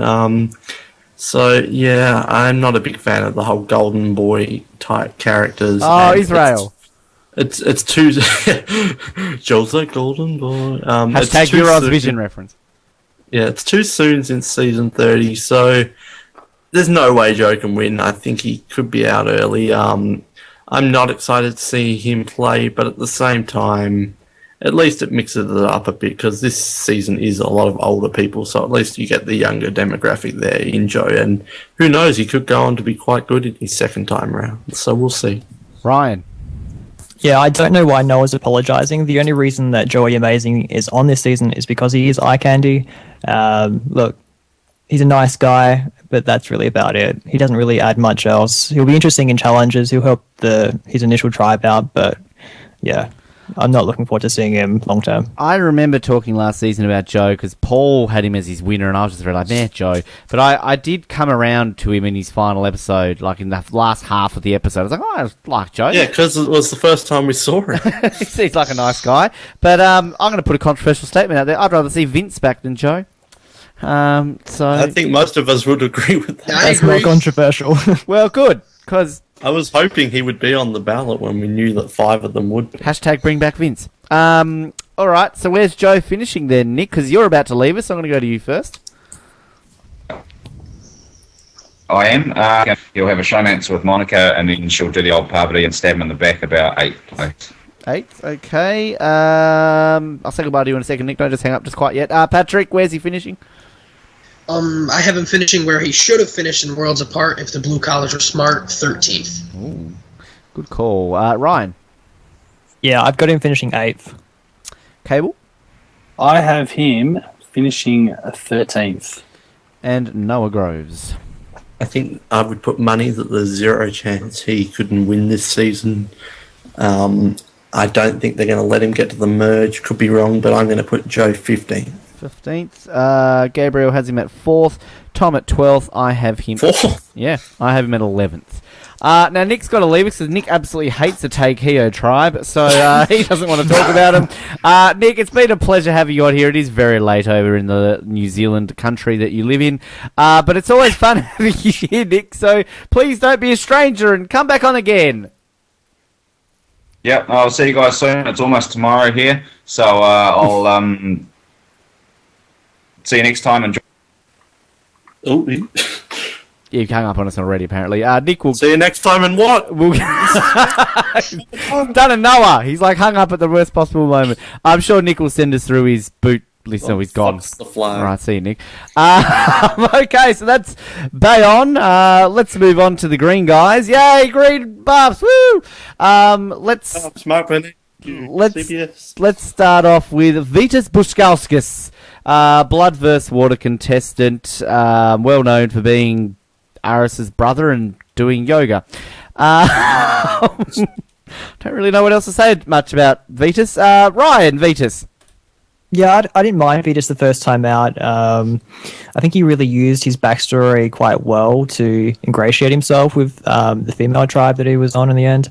But yeah, I don't know how well that's going to work a second time. I don't know if he's going to go that far, but I think he's a solid contributor. But I think he's someone who's probably going to line himself up for a blindside. Patrick. The first watching of Blood vs. Water, I really, really liked Vitas. I thought he was a really interesting and well-developed character, but on a rewatch, he just kind of seemed just kind of douchey. I mean, he was really arrogant. I just don't think that he's really going to gel in this season. Okay, Cable. I haven't watched all of Blood vs. Water again, but I kind of sort of with Patrick, I liked Vitas the first time around, and maybe it's because we saw he was this juxtaposition of Aris, and they'd obviously had the issues in the past. But yeah, the next time around, I just there was something about him I just didn't like as much. Yeah, and I wasn't. Was I voting for him? I don't think I was. No, I don't know. I can't remember. Maybe I was. Yeah, I've memorised Cable's vote. Yeah, I remember the exact votes Cable did every day. Hmm. Okay, thanks, Cable. Noah. Yeah, I was never a fan of his. On the pre-season episode for Blood vs. Water, everyone was saying he would win, and I was like, oh, well, if everyone's saying he was winning, he probably won't win. I struggle to see any scenario where he wins this season. I didn't vote for him, but at the same time, I always knew he was coming back. And his pre-season interviews have actually been quite good. He seems like he's going to be one of the villains of this season, so I'm interested to see that. I didn't vote for him, not that excited to see him, but I think the one saving grace, and it's totally worth him being on the season, is I never thought in a million years we would have a season where Aris Bushkauskas' brother is playing against Terry Dietz. Like, this season is just going to be so good. So that's definitely the saving grace, and I'm glad Vitas got on just for that, and I hope they reference that a lot more than they referenced Jerry and Colby in Survivor 20, so very excited. And so is someone else very excited, apparently. Cable's very excited. Very excited. Wow. Okay. I shouldn't have mentioned Colby. Get him a tissue. I've always been indifferent on Vetus. He was my pick to win Blood vs. Water from memory. But I don't know, like, I've never been sold on him. And when he was on the list, like, I wanted Brad Culpepper back over Vetus. I was the one person who wanted Brad Culpepper back. And I just didn't want, I don't know, I'm very meh on Vetus. But I still think he can go very far again. And I don't think he'll win, but I'll just jump in here and say I've got him at 4th. So, yeah, that's where I've put him. No, where have you got him? When I look at my list, I'll tell you that I've got him at 12th, so similar to his first time. Cable. I have him at 14th. 14th. Ryan. Yeah, I'm the same as Cable at 14th. Patrick. I have him 20th, first boot. Oh, really? Oh, okay. There you go. Would be interesting. Tom has him at 2nd. Gabriel has him at 11th. Nick, where do you have him? Nowhere. You're not there. Okay. Socks. Well, he has it. Okay, somebody give me another number and I'll put it, whatever one of you says that it hasn't been chosen, I'll put it down for him. You can't put first boot, though, because he's put that for Shireen. So, somebody give me a number and I just want to get his predictions in here. Third, he has not. Oh, no, that's Monica. Do you want to put him at 2nd? Third out. So 18th? Yeah. Yep. All right, 18th. Cool. Thanks, Nick. All right, let's move on. Spencer Bledsoe from Survivor Cagayan, well known for his facial expressions and not looking like he was having a lot of fun out there, but being a huge super fan of the show, giving very entertaining interviews. I like Spencer. Spencer's a nice guy. A lot of people like Spencer as well. Ryan, do you like Spencer? Yeah, I really like Spencer. I was lucky enough to speak to Spencer about a week out before the finale. He comes across as someone who is still quite young, and I really wonder how that's going to play out in a season where we have a lot of older people in this game. So I think that might be a detriment to his game. He also really appeared quite nervous about going out there, especially going out with Cass again. I know he's very nervous about that. So I'm really interested to see how he does go out this time in Cambodia. But yeah, my thoughts are he might make it to the merge, but I wouldn't be surprised if he didn't. Patrick. Well, Spencer on Cagayan, not a lot of things went his way, and kind of similar to Jeremy, he did a lot more complaining and burying his head in his hands than really doing anything about it. I mean, he found an idol and then played it on the wrong person. But I wonder if he's going to be similar to that this season. I do think he's a really good Survivor player. He's great for the show, strategic, entertaining, good at challenges. I hope he gets deep into the game. I don't think he's going to get super deep, but I think he'll be around for enough to have a story arc. Cable. Yeah, I was a fan of Spencer, and I was voting for him, and I'm glad to see him back. Just feel the way he played the first time might be the target that's on his back for his second chance. Noah. Might be controversial, but I didn't vote for Spencer. Controversial. Incredibly overrated. Ooh. He never did anything right, pretty much, and I don't know why he's so popular. Because he's hot. He's just like an over-exaggerated character. When we said Tasha didn't do too much, but I don't think Spencer did too much either, and I liked so many more players on that season. In saying that, he can narrate well, but he's just another case of those like Cochrane type players, and so whatever. I think he's not going to do well because he's got two bad things going his way. He's got that stigma of being cocky and being that fan favourite and that strategic player. And he's also got the Cagayan 4, which some of those pre-games people have said they're going to target the Cagayan 4 because, well, it's a popular season, and I guess all of those players are quite well known, except for Wu. Who? So, yeah, I fear for Spencer's life in the game. I don't think he's going to do too well, he's and I'm die. not upset about it. I think he's probably going to live. I'm going to put money on he lives. Yeah, I think he might. We'll see. We'll see. I don't know. Possibly. All right. Not forever. Where's he going? Well, none of us are. Just remember that, everyone, folks. Everyone listening to this Except and for us, Dracula. we're all going to die one day. Noah, what? Where is he finishing? I'm just depressed. I made everyone depressed. Jeez, that cutout really did something. I know, right? Noah, where's he finishing? I mean, what cutout? What cutout? What are you talking about? I'm going to say I said he would be like third boot or something in Cagayan, so he's probably going to win this. But I think he is going to be 17th place. I don't think they're going to let him stay around for too much longer. Cable.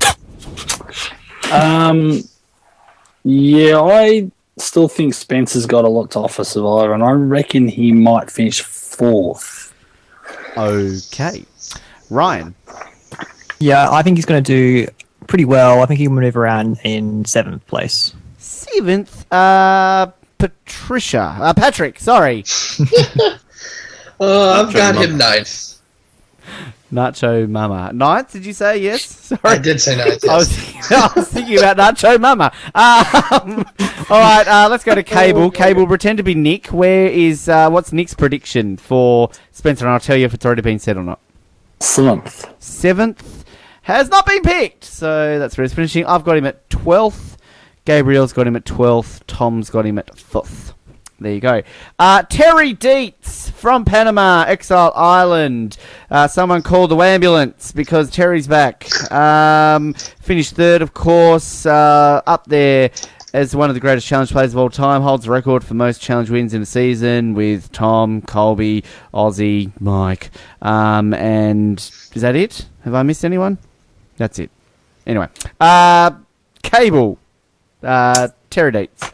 Yeah, I'm super, super rapt to have Terry back. Voted very well every time for him. And I don't know, there's something I've always liked about Terry. I felt like he had unfinished business in Survivor. So, yeah, just rapt to have him back, and I hope he does really well. Everyone's so quick and snappy with their thoughts tonight. We're not going for 4 hours tonight for sure. Noah. We don't have the 3 pet peeves of these survivors. Oh, that's right. We're not talking about Kate. We don't have that much to talk about, right? Do we? Okay. Yeah, disc golf or whatever it is. Yeah, Terry, he's that player that is always there. Him and Shane for every returning player season always gets cut. Like, it's crazy he wasn't on Fans vs Favorites or Heroes vs Villains. I actually wasn't a huge fan of him in Panama. I felt he was way too cocky. He was annoying. He didn't do much strategically, but he owned the challenges. But he's just a legend. Like, you have to vote for Terry to come back. Same with Shane, even though I love Shane. And outside the game, I really like Terry. It's just in Panama, I wasn't a fan. I'm definitely rooting for him. I hope he does well. It's kind of funny that we got to the place where Panama is now an old school season, because I remember when Panama was quite a recent season. So I'm not sure how old school it is, but compared to most of this cast, he's old school. So I'm rooting for him. I don't think he's going to do overly well, but I don't think he's first boot. Like, I don't think he's the ultimate target. Get Terry out now. As I said before, I'm excited for the Vitas Terry connection. So we'll see with Terry. I'm rooting for him. Ryan. Yeah, I think along similar lines, I was really happy to see him come back and get that second chance after probably being a bit unlucky in a couple of the other All-Star seasons. I'm not really sure how he will go in this season. I'm hoping he does well, but I wonder if he'll be one of those ones that gets a bit lost in the shuffle. So I have to wait and see. Patrick. Thank the fucking Lord this guy got back on Survivor. Like, seriously. Preach. When I saw this list and I saw Terry's name, I just lit up. When I was watching Panama when it was airing, I was rooting for Terry, and I hated Aris. So I was so upset that Terry lost because I just thought he was this big hero. But then on a rewatch, you could see that he was very cocky. He was in a terrible position in the game in terms of numbers, and he was just so arrogant about everything. And he's a huge physical threat. I mean, even though he's a little older, but I don't see him getting that far. But I just want to take a moment to just thank God he's back. Thank God. I'm not a religious man, but I agree with you. Thank God he's back. I love Terry. I kind of got to go back to Panama to remember whose side I was on. I don't know if I really cared for either of them too much, but yeah, Terry is just a legend. You put that perfectly, Noah, and we've had him on the show numerous times, and he's always such a great guy to chat to, and just very nice. And I actually want to take this on a serious note. I just want to have a quick note that we want to send our well wishes out to Terry's son, Danny, who has recently just undergone surgery. He's had an enlarged heart, and it's pretty serious, and he's actually on a heart transplant list, and there's a lot of sort of social media stuff going on out there with Terry, a lot of fundraising going on there as well, and a lot of people in the Survivor community are getting behind it. So obviously our thoughts... Let's hope he won that $1 million. Well, hopefully. So our thoughts are definitely out there with Terry and his family right now as his son's going through a pretty hard time, but I am just so thrilled that he's on this season. Shane was robbed. Troy Zan were robbed because they are the other two that I feel are always there. Them and Natalie Bolton. They're always on a list of nearly coming back, and they just never do. But finally, we've got Terry on there. So Shane, Troy Zan, Natalie, your time will come eventually, apparently. But yes, so hello, Terry. Go, Terry. Where's he finishing, Cable? That's a good question because my list just died down on me, so let me just get it back up. I had Terry getting to 6th position. Sucks! Noah. He's another one that I really find it hard to grasp, so I just did a random one of 13th. 13th. Ryan. Yeah, I've got Terry finishing 16th. Nacho Mama. I've got him 15th. You wonky clock, Nacho Mama. You're glad you joined Survivor Oz. All right. I am very glad. All right, Nacho Mama. Speak on behalf of Nick. Where's he finishing?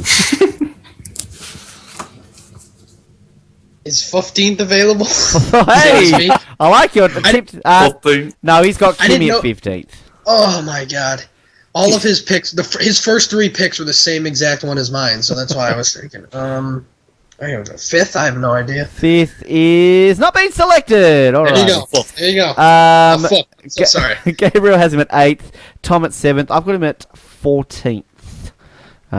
So I think he'll just get around just before the merge. Okay, Abby Maria Gomez, of course from Philippines. We all remember Abby. I think most of us love Abby. I don't really think we've ever had anybody not liking Abby on our podcast. I like Abby. Been on the show plenty of times. She's always a hoot. Great to see her back. Cable, Abby. Yeah, I was voting for her. You have to have a hot-headed woman or / villain in a show. So having Cass and her is just gold. So I'm super excited to see how it all pans out with her. I really was hoping they would be on the same tribe to start off with. So, Noah, Abby. Yeah, I don't know anyone who didn't vote for her or aren't excited. Well, I'm not sure if I'm excited, but I'm just happy that she's on. Not sure how much of an impact she will actually have on the season. Philippines is one of those ones where almost anyone I would probably vote on. There's a few exceptions, but anyone on that list from Philippines, I think, is almost worthy of being on Second Chance. She was always going to come back eventually. I feel like if Second Chance was season 26 or 7, she may not have been voted on, but I feel like there's kind of been a resurgence in Abby fans over the years, so I think that's helped her waiting 4 years. And I feel like a lot of people think just because she was a huge villain that's going to be a huge detriment to her in the game. But Abby is quite well liked, I guess you could say, in the Survivor community amongst other survivors. Like, she's always sociable and she's friends with a lot of survivors. So I think the Abby outside of Philippines is very different. So I think we will see a different Abby this time around. Patrick. I sure hope we see a different Abby this time because I just really could not stand her on the Philippines. Yeah, I know when you were saying that, I was getting a little nervous. But she just had no self-awareness whatsoever. She was just... I unbearable at times. But as many did, I voted for her. Just because, very similar to what I said about Cass, she is extremely entertaining. You need a female villain, and there was no doubt in my mind Abby was going to get on. I'm not upset that she got on. I actually hope that we see a different Abby, maybe a little more level-headed. Ryan. Yeah, I'm pretty much the same as Noah. I think that anyone from Philippines who had it been up, I would have voted for. And I really liked Abby the first time round. She was a really interesting character. So I'm just concerned that she might be a bit too fiery to start off with, and maybe that won't help her in a long game. Okay, then. So, Ryan, where is she finishing? I've got Abby as the first boot. Oh, okay. I can see it. Patrick? 14th. 14th. Cable? So I lost my train of thought. Abby Marie. I've got her finishing in third position. Oh, really? Wow. Yeah, absolutely. I think she'll play well, but I think someone will want to take her towards the end. Noah? Even though I said we'll get a new Abby, I've still got her at 16th place. Okay, Ryan, you can be Nick Chester this time. Where do you think Nick's going to put her? Let's go 11th. 11th is already taken by Savage. 14th. 14th is already taken by Tasha. 12th. He's already taken by Sierra. Do you want to go to the next one after 12th? 13. 13. Yeah, you can go that one. Alrighty. I think that if TKO lose first, she is very likely to be the first boot. Her and I think maybe someone like a PG, or even sadly, as I hate to say this, Ivana could be a target very early, but I think she will go in 17th place. I hope I'm wrong, because I would like to see a lot of Abby. I just want to see Abby and Cass on a tribe, but I don't think it will happen, sadly. Woo! Do we just want to skip over to PG? Who the hell voted for Woo? Who the hell voted for Woo? Oh, God, let's just all do this in our best Rupert voices. Ryan, Woo, what can we say here? Really, there isn't a lot to say about Woo, unfortunately. Look, maybe he might go Supersonic Hedgehog right through, and I don't know. I can't see a lot coming from Woo. Oh God! I think he might be used as a bit of a pawn again. And looking at the tribe that he was on, I think he might actually last okay. I think he might be used by those people. So, Patrick, I did not vote for Woo. Thank fuck. Yeah. When he got back on, I wanted to rewatch Kaguya and maybe give him a second chance, and boy, did I just get nothing more than I had already known. I mean, in terms of a character, I mean, he's kind of fun, like the Sonic the Hedgehog and the super stealth ninja mode or whatever he said, but in terms of a game, he's going to provide essentially nothing. Voting out Cass was just terrible, but could you really imagine Woo being a winner of Survivor? I would shoot myself. That's my biggest thing about that. So, I mean, we'll see, but the fact that Woo is on and Shane is not on is a travesty. It really is. Oh God, it just makes me want to cry. Cable. Oh my God, why the fuck? Seriously. So when I keep thinking of this option, and this is nothing personal against Woo, and I think I said it before, but I feel like writing a suicide letter and blowing my brains out because the thing about Survivor is, you look, and he might have had all these good honourable qualities and played a good game, but he just was, unfortunately, whether it was the edit, I don't know, but he wasn't an interesting person or character. So why the fuck do people vote these people back in? You want people, whether you like them or hate them, you want entertainment. And I don't understand how he's even on their list to start off with. So, CBS, it's your fucking fault. It's pathetic and stupid. Well, I hope he gets voted very early because he will be not... If he's a massive edit and a different character, well, geez, I've lost the plot. Just lock me up now and put me in a mental institution. Okay, Noah! I think Cable summarises it well. I think I did a lot of my venting on the episode where we were talking about the candidates, the fact he was even a candidate and if he got on. So you can go back and listen to that if you want to hear my full opinions. I think it's ridiculous. Cable says it well. He was barely in that season until the end. Like, he was nothing in the pre-merge. I think a big part of why he is in this season is the diversity, because he has the Asian aspect. If he wasn't Asian American, then I don't think he would be on this. Although I don't know how you can say that, because he wouldn't even be the same person. But what I'm saying is they were obviously pushing for diversity. They needed the diverse cast, and they were leaving it up to America and Australia to vote. And that's a risky thing, because you could get an all-white, middle-aged man cast. So it was very risky. So I think that's a big part of why Wu is on there. But I never thought we'd see Mookie back on Survivor, but I would rather see Mookie over Wu. Or Cowboy, come on. Oh, well, yeah, I'm a huge Cowboy fan. So, obviously, Wu's more recent, and he did have fans, but it blows my mind, and I truly believe he took Shane Powell's spot. And what really upsets me is no one's targeting Wu, because I don't think anyone even knows he's on the season, and I don't think he knows where he is on the season. He's, well, I'm playing Survivor again? Oh, cool. So, he's not going early, because who's targeting Wu? Like, no one. So that really upsets me. So I hope when you ask about the purple edit, I hope it's going to be purple Wu, but...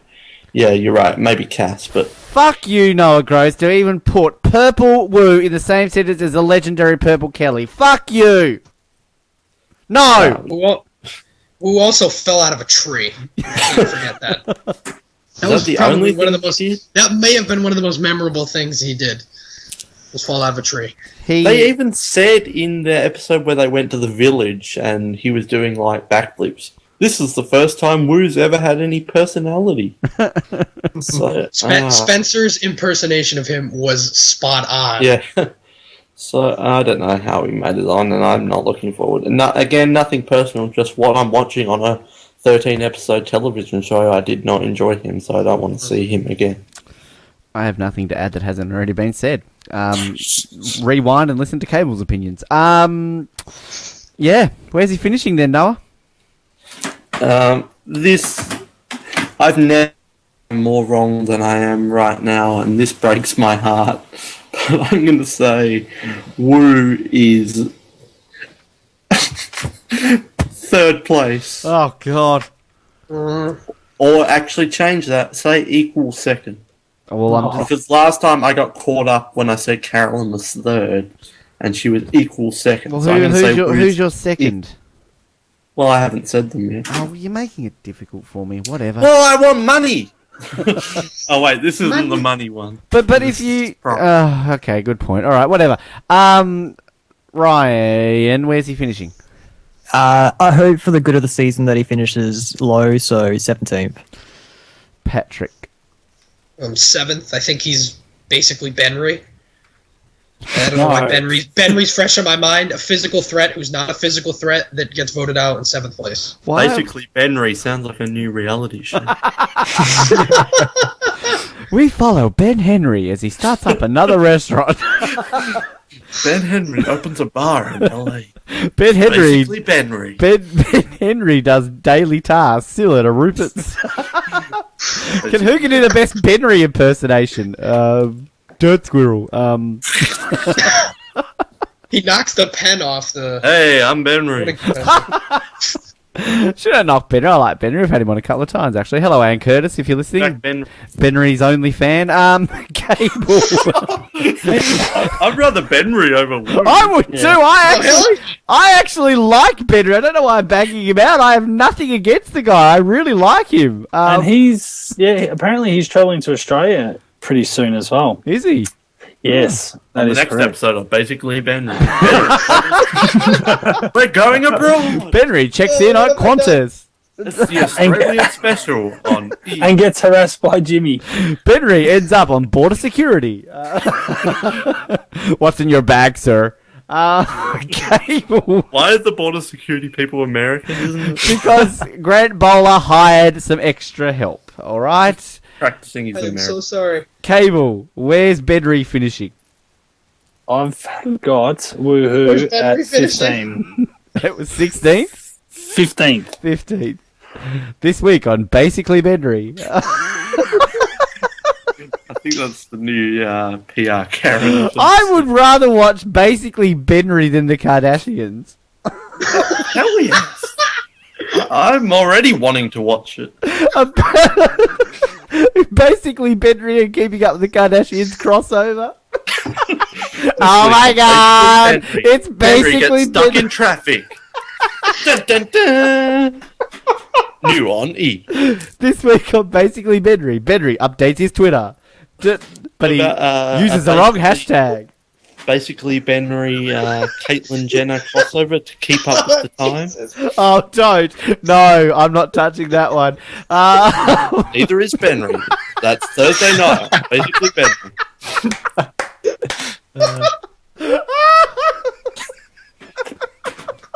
Come on, CBS, make this happen. At least some random shit cable channel.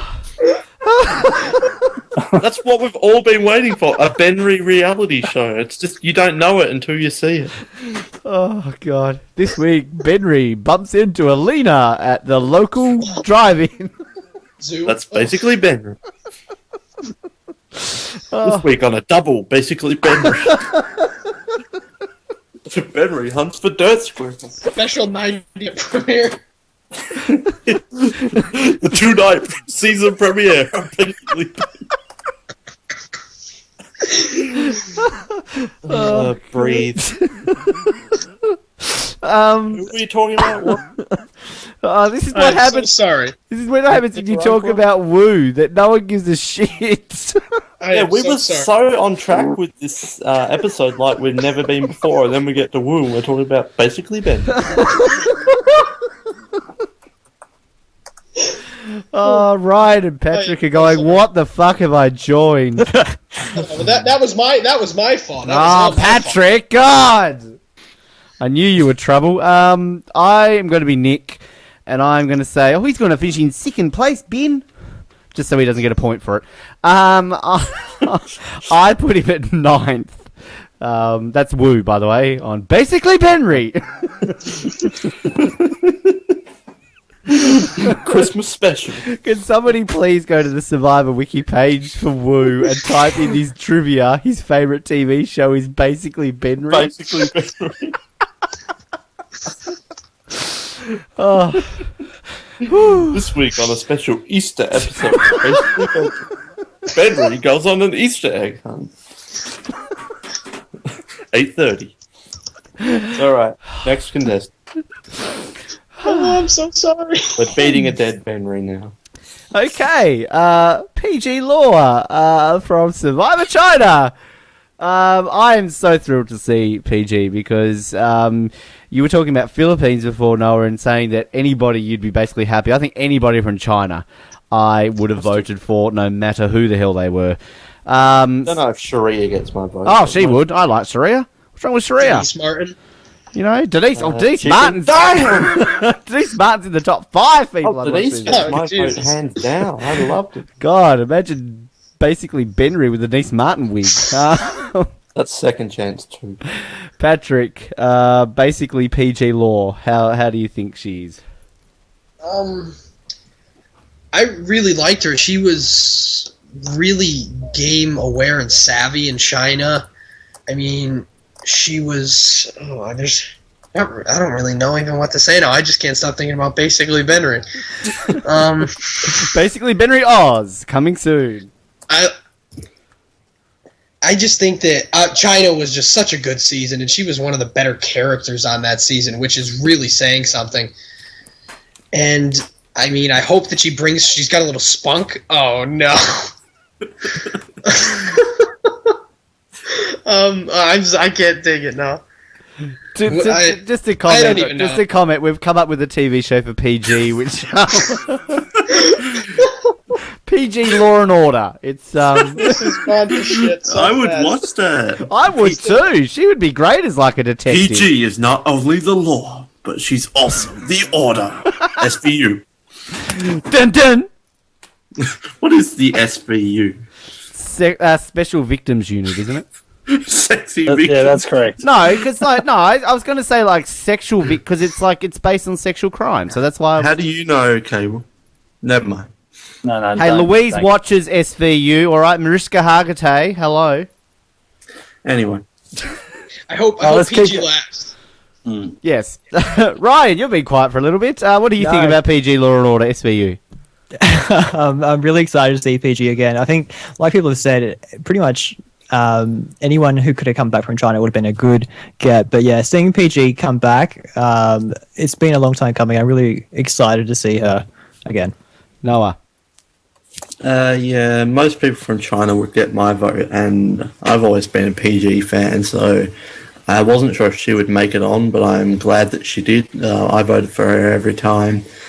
I don't think she can win, but I think she'll bring some sass to the season. I don't think she's going to be targeted early at all, so she can slide through a bit. I hope she sticks around, has some funny confessionals, and I hope it's a good second chance redeeming story for PG, because I've always been a fan of her. Cable. Yeah, no, I totally agree with your sentiments. I think anyone from China would have been awesome, and I was definitely voting for PG. And someone, I can't remember who said, maybe Patrick said she had a bit of spunk. She definitely was pretty ballsy and had a really good crack at it at China. But I was kind of hoping Gene Robert was up for a nomination as well. Yeah, he would have been great. Yes. Yeah. That's his Aussie name, Gene Robert. But Jean Robert. That's his Italian name. Gene Robert. This week on Basically Jean Robert. Where is he finishing? She finished. I was thinking of Jean Robert. Sorry, PG. Where's PG Law and Order finishing, Cable? I think she'll play the game really well, but I think just her gameplay, she won't get past the merge. Oh, sorry, she'll get to the merge, but go out at 10th. 10th. Okay, Ryan? I've got her coming second. Ooh! Patrick. Same spot as last time, 5th. I got her kind of similar to what happened with Jerry Manthe in Heroes vs. Villains. Jerry. Sorry. Noah. I honestly don't think this will happen, but I'm with Ryan here. I say second place. Woo! Equal with Wu. But I don't see that. That final three is never going to happen. Monica, PG, and Wu. So I don't know why. Oh my god! So Monica, PG, worst season ever. Have we got Cable? Have we got your final three? No, we haven't had your winner yet. We've only got your third. So we've got Abby, Marie, Ryan. Have we got your final three yet? No. Only two. First and second. Patrick, first, third, and we haven't got your second place. So everyone's given their winner though, except for me and Cable. Interesting. All right, Cable, you can be Nick. Where's PG finishing for Nick? Fourth. We've got. Okay, I'm not going to go through this. It's going to take forever if I keep getting the numbers. All right, the nearest number to 5th I can give you is 8th. No, 9th. 9th. Lock it in. Yep. Okay. I've got her sadly at 18th. I just think that she will be one of these early targets if they lose. And it pains me to say that. And again, I hope I'm wrong because I think she can, again, make it far if they don't lose. Because I think she had a lot more game in China than people remember. So, yeah, I hope I'm wrong because I love you, PG. Okay, Shirin, I can never say her last. Is it Oskui? Yeah? Sounds about right. Okay, Shirin Oskui, of course, from Worlds Apart. Very memorable character, got a huge fan base out there. Of course, was sadly on the receiving end of some pretty negative moments throughout the season, but she's coming back, obviously, for a bit of redemption. Let's start with you, Noah Shirin. I'm not the hugest Shireen fan. I just personally found her a bit annoying. The monkey stuff and all that, singing the anthem, it just wasn't for me. What happened to her near the end of the season was unfortunate, and because it was so fresh at the reunion, I honestly do think it will affect her this season. So it was almost a given that Shireen was coming back, but I kind of wish she would come back for, I don't know, 34, 35. It's just way too fresh for her to be back next season, and I think that's going to hinder her a lot. I'm not sure if she's had time to really reflect on her game for changes. As I said, still affected by what happened to her the first time around and with Will at the reunion. So I'm interested to see if she does change up her game, and I would be very fascinated as to how, if she does, and I would love to see Shireen go on from just a kooky character to an actual smart strategy player, but I just don't see it happening. So we'll see, but I'm not feeling a whole lot for Shireen. I think she should have came back later, not one season late after. Cable. Okay, I am going to be a little bit controversial here. So what I will do, I will put a shout out to Shireen, maybe an advance apology, because I have the ultimate respect for Shireen because she's a fan, a massive fan like we all are. So I appreciate that she's out there playing the game, something that I'm sure, again, if we were all Americans and we had the opportunity to play, we'd all love to do it. Having said all that, I just did not like her gameplay. I just didn't think she was interesting. I don't know why she's a fan favourite. I don't know. It's because the victim thing. I'm not too sure.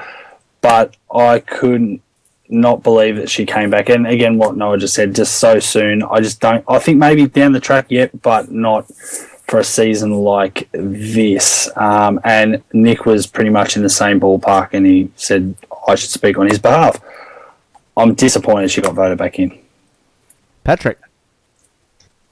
Yeah, I basically agree with what Cable said. I think it's great that she was a fan. She is a fan. As I said, I'm not a big fan of Worlds Apart, and Shireen was just pretty annoying, and it has absolutely nothing to do with whatever happened with Will and any of that. But besides that, you could just tell, especially in the pre-merge, that no one liked her on the White Collar Tribe.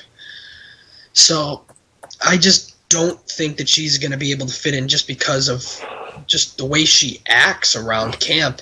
And another thing that I think really hurt her was at the final tribal council when she said that she made her first $1 million when she was 25. I think she probably regrets that now, but they obviously had to put that in there. So I think that's going to hurt her too. So yeah, I'm not the biggest Shireen fan. I figured she would come back. I knew she was going to. I didn't vote for her. I knew she was going to be back.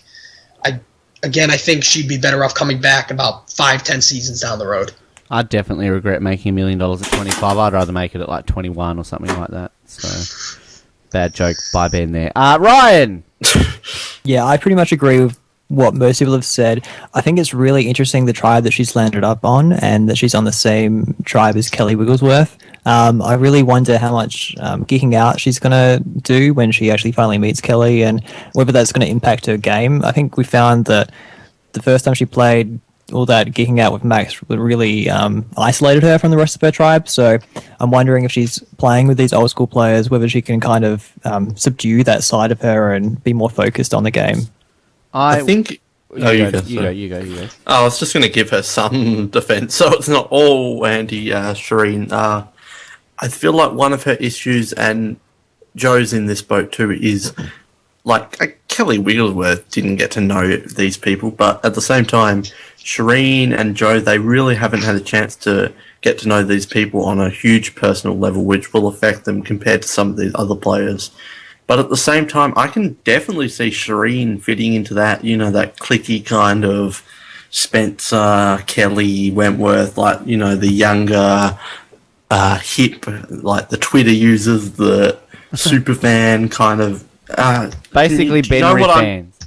Yeah, basically Ben. Do you know what I'm saying, though? Like the younger... I don't know how to articulate it. The cool crowd. Yeah, the cool crowd with the air quotes. I can definitely see her fitting into that. So it's not like she's like... I think but I feel like she's got a lot against her and she's against the odds here. I was huge Shrin fan going into Worlds Apart. I just absolutely loved her pre-game, just how kooky she was and fun and all that sort of stuff. But yeah, she just really waned on me a whole lot during the season. So I'm indifferent of her coming back. I agree with you, Noah, that I think she can really click into that crowd, but I think it's not going to happen. I think that she's just going to get on people's nerves because I think there's a whole lot to what we didn't see of her edit as to why people were annoyed with her that is missing from what the overall picture of what happened out there was. Again, not excusing anything that happened against her, but I'm just saying that there was more to those stories than the edit we saw of her, but that's just my opinion. All right, where's she finishing? Well, we've already got Nick's here. Nick said she's the first boot, so I don't need to pretend to be Nick. Cable, where is she finishing? Yeah, I actually had her 20th as well. I think her challenge ability is not great either. So that tribe goes to tribal council first. She's a liability. She's a weakness. So it probably goes on that account as well. Ryan? Yeah, I'm not hugely down on her. I think that she'll do okay. I've got her coming 10. Pitrick? I have her 18th, not the first boot, but pretty close. Noah Groves?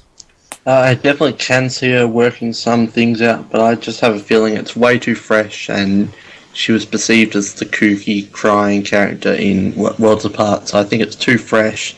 So I'm with Patrick, I'm saying 18th. So fresh? So Kim? I've got it's her... It's Nicaragua. If TKO lose first, which I don't think they will, I think she'll be the first boot, but I've got her at second boot. I think she'll be 19th. Okay, so we've got 3 people left, and Gabriel got her at 16th, sorry. Tom had her at first boot. So out of all the people here that I've got lists from, I haven't given my winner yet. Cable hasn't given his winner yet, and I haven't said Tom's winner yet. So there's only 3 people to choose from. Ooh, who will we choose? Jeff Farner is next. Oh, Jeff's back. Oh, my God. This is just the happy days. So Kim Good. Australian Outback. One of the best characters from the season. I honestly thought we would never see him back, which is a travesty because every time I watch the Australian Outback, you just fall in love with him all over again because you just know how kooky and fun he was.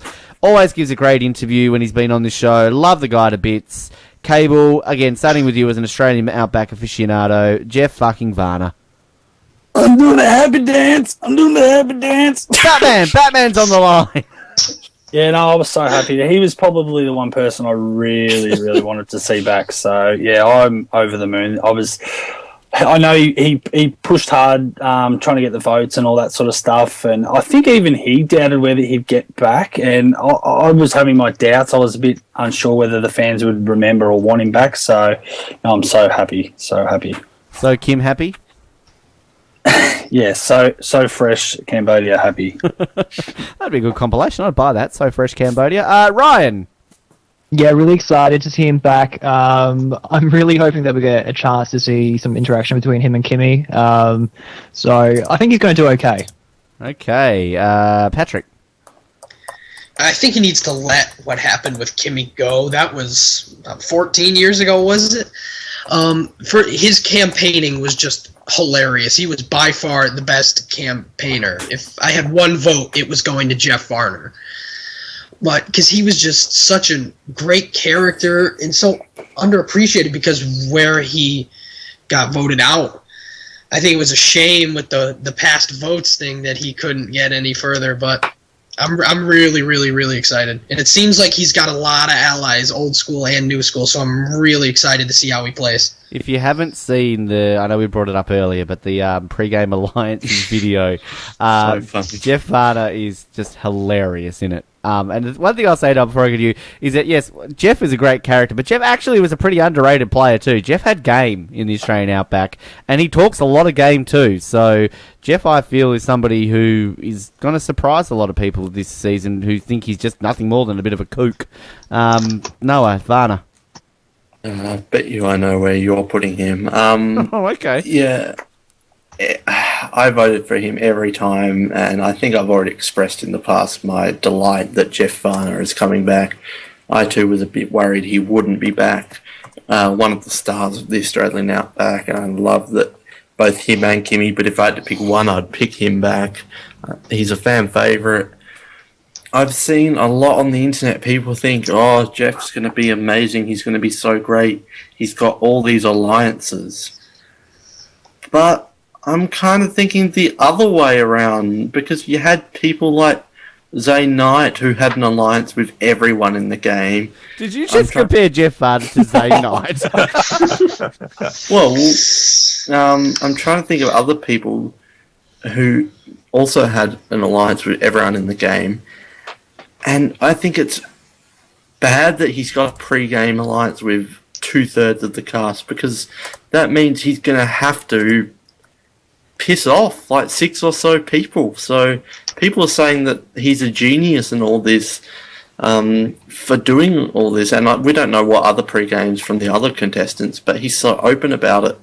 I think that's really going to bite him in the ass, because you're going to piss people off, and I think he's shot himself in the foot by doing that.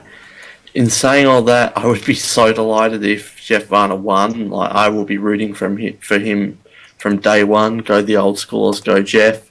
But I think he's backed himself into a really, really bad corner. Patrick. I'm Jeff. Yes, Jeff Varner. You already asked me. Did I? Yes. Well, I just thought you'd want to talk about him again. I've gone to everybody, haven't I? Yes. Fuck, I'm a good host. Oh, yes. I'm such a good host. That's why they love me in Eastern Europe. Yeah, Varner's fucking awesome. I just want to put that out. All right, so where's he finishing then? Noah. As I said, I think he's really backed himself into a corner. So even though I think you'll have him very, very, very high, I'm going to say that Jeff Varner very unfortunately will be the second boot. Well, I would be happy with that, because he would join my fantastically awesome second boot club. I wouldn't be happy with that. Cable. I have Mr. Varner getting to the finals and finishing second, because he might have upset a bit of the jury, might have upset them a little bit. And anyone that think he was just a kook and not a player in Australia, I think he was before his time, and he was very unlucky by a production mishap. I think he's extremely underrated. A production mishap? Well, in that production was supposed to keep the tribe separate, and his vote. Production was supposed to keep Mike from falling in that damn fire. Fucking production! Come on, Terry. Not deets.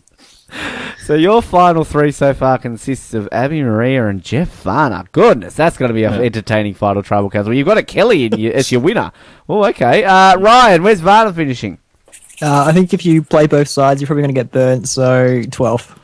Too soon, Brian. Mike's only been better for about 14 years. Patrick? I was about Ryan. I agree at 100%. I have him 12th. I think he's going to be, too big of a leader of multiple alliances. They both turn on him. All right, to save time with Nick, somebody tell me, top half or bottom half? Top, all right, so the first is done, second is done, third, fourth, fifth, sixth. I think we'll have to go with 10th here for Varner, then for Nick. Yeah, all right, that'll do. Okay, Tom has him as the ding winner. Gabrielle has him as 18th. Now, where do you think I've got him? Winner, ding. So you thought last season, you straight away knew that I was going to pick Max as a winner, didn't you? You were straight away said you were going to pick him. I have Jeffrey Varner as Season 31, Survivor Cambodia's 8th place finisher. He's not winning. He's got to make it to the jury, and that's about it.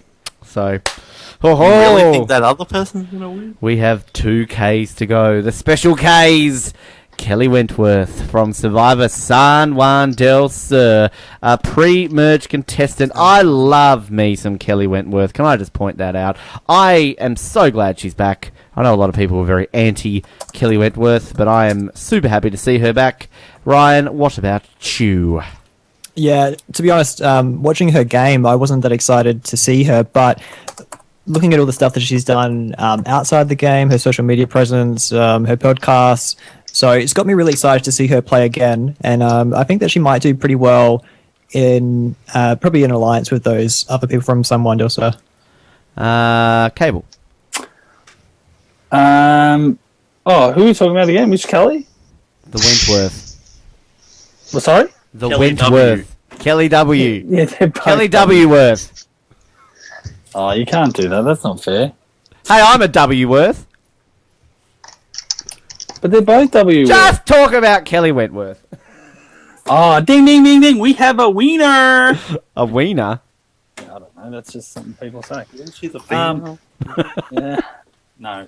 I think Kelly Wentworth is going to win this game. Did you care to elaborate, or? I'd love to know why. No, I don't know. I just got a feeling. Okay, Black Eyed Peas. Noah, talk about your beloved Kelly. Is that sarcasm? I did not vote for Kelly. Not once. She had like 4 confessionals. Her game, even though I suspect there was a lot going on behind the scenes that we didn't see, which I wish we did see, at the end of the day, what was the Kelly argument that we kept referring to in the rankings? Like, went to 2 tribal councils, didn't do anything good in either of them. Like, she took T-Bird's spot. In saying that, I think Ryan has a good thing. She's got a great online social media presence, and she's very fun. I love the interview you did with her, and I personally like Kelly, but I don't like her game, and I am sick of hearing about her dad and all that. Like, the season's freaking blood versus water. Don't complain that your dad got you voted out, but got you voted out because everyone played with a loved one in that season. That being said, that's the stupidest argument I've ever heard, Noel. But anyway, continue. Well, people say ridiculous things like, "Oh, Jacqueline didn't actually get a vote because John is her fiance." Like, piss off. Well, now, it's ridiculous. Like, you're playing on a season of loved ones, so whatever. I hated Kelly's game. I think she took T-Bird's spot. I like Kelly as a person. I don't see any way she goes out pre-merge just because she's so underrated, under the radar, like I said with Monica. Those 2 people, Kelly and Monica. But I'm not excited to see her. But I suspect we will see a lot more of a turnaround for Kelly because we barely saw her at all in San Juan del Sur. Patrick. Yeah, I was going to say, she really didn't do much in San Juan del Sur. The most I enjoyed of her was when she was mocking Drew when he was being a moron at Hero Arena or whatever that. Still don't even know what that was called. Again, if I hear her, even in these videos now, all she does is talk about how it was Dale. It was all Dale's fault. Really, just the reason... Granted, they did vote her off because she was more of a threat than Dale, and Dale was not all that liked, it seemed, but I don't think she should have gotten on. I didn't vote for her. I just think that she was just she wasn't that memorable. For shame. Okay. Shane, I know he wasn't. So. Where's she finishing now? Where was it? I just put her in a random spot, so somewhere in the... I've got her 8th. Ryan? I got her in 3rd. So your final 3 is Jeremy, Kelly Wentworth, and PG. Nice final 3. Patrick? I have Kelly Wentworth as the runner-up. So your final 3 Second. is Jeremy, Kelly, and Monica. Okay. I think Kelly's still going to be close with Jeremy. I think that alliance will stick true. Got to work out here for Nick. I don't know what he's got left. Oh. Screw it. 17th. 17th looks good to me. All right. Tom has her at 9th. Gabriel has her at 6th. And I have her at ding ding ding ding ding ding ding ding ding ding ding ding ding ding. It's the winner. I've got her as winning this game because who is going to target Kelly Wentworth to borrow Noah Grove's quote? I think she's going to show what she actually was made of. I think her and Jeremy are going to work together in this game, but I think that what will happen is that Kelly will get all the the positives from it, and that they will see her as somebody who didn't piss off as many people as Jeremy did, and it will work to her favour. And Monica will be there. So my final three I've got as Jeremy, Kelly, and Monica. And I swapped Monica and Kelly over at the last moment. So yeah, I don't totally disagree with your Kelly argument, because I did say it would be Monica or Kelly, but why did you switch then at last minute? Because I had Monica, you had Kelly. Because I felt that Monica seemed to me that she was getting to be a very popular opinion as a winner. I wanted to be slightly different, and I just feel that Kelly has got a bit more pizzazz than a Monica will have at the end, and I think just kind of her campaigning will help, like what she was doing, like she can bring that out into a jury. And Monica, you know, but it could be close between those two. No, I don't really know, but anyway. That brings us to saving the best for last.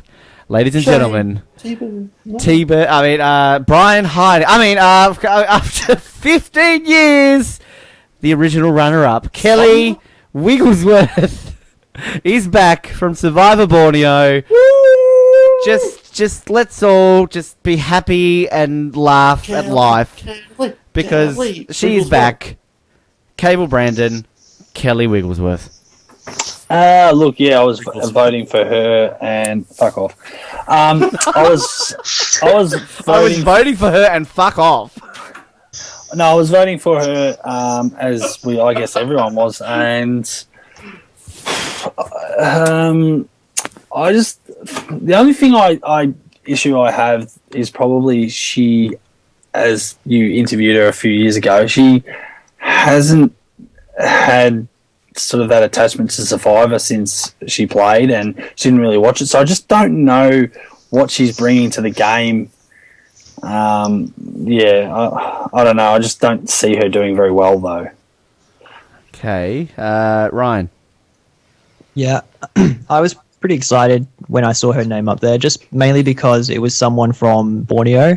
I'll be really interested to see how she does go. I was lucky enough to speak to Richard Hatch while they were in Cambodia, and probably his views are probably rubbed off a little bit on me, and I probably don't know how well she'll go in this season, but I like that she's there for that nostalgia factor. It's a good point you make about Richard, because Richard's never backwards and coming forwards on his thoughts on Kelly. But just for a comparative look, and I know people probably laugh at me saying, hey, listen to Jervis talk about somebody, but I think Jervis sells Kelly very well. Listen to Jervis's Blood vs. Water interview he did with us, and he still to this day thinks that Kelly Wigglesworth should have won Borneo, and I think he makes a fairly good argument. So people who haven't heard that, maybe listen to that. Patrick, Kelly Wigglesworth. As I started this, like, who would have ever thought that, especially at this point, that we would ever see Kelly Wigglesworth back? Has she ever even seen Survivor? I remember in your interview she said she never even watched anything at Survivor. To think that 30 seasons later she is back. My big fear with her is just that the way she plays the game is solely on ethics. She joined the Alliance, but then immediately she was uneasy about it, and that is not how you play this game now, and I feel that she hasn't seen enough Survivor, and she doesn't know how the game's changed, so she's not going to be able to adapt. Noah Graves. I feel like we are not nearly as excited as we should. I know! Get it! Fucking Kelly Wigglesworth! Wigglesworth coming back. Or shall I say Wrigglesworth. It's just amazing. Like, she's a legend, and no one ever thought we would ever see it again.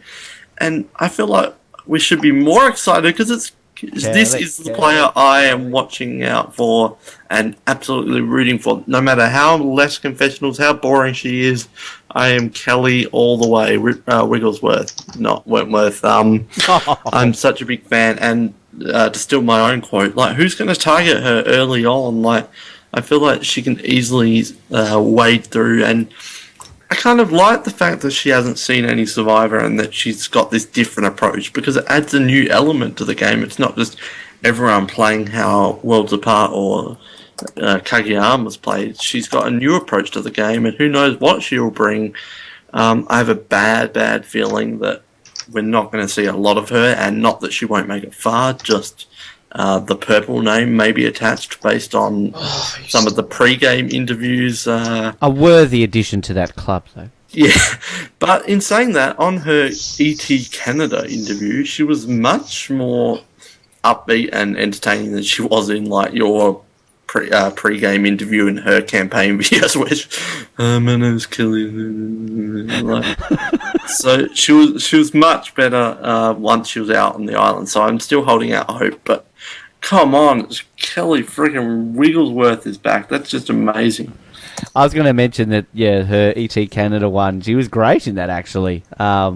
And she mentions in that she has actually finally gone back and watched her season. So, but yeah, no, first, Cable, you brought it up. First interview we did with her, I think it was back in 2012 in the remote beaches of Mexico, when she said that, yeah, she'd never even watched hers. And it was in that interview, though, that she said that it was about then that she was thinking, like, hey, I didn't want to play, I had no interest in it, but now maybe I'm thinking I might want to play again. Yeah, she said that in that interview. Fast forward 3 years later, here she is coming back, and this is like up there with me being excited about, I don't know, meeting Louise or something. I don't know. Like, it's so happy that this is... So not that exciting.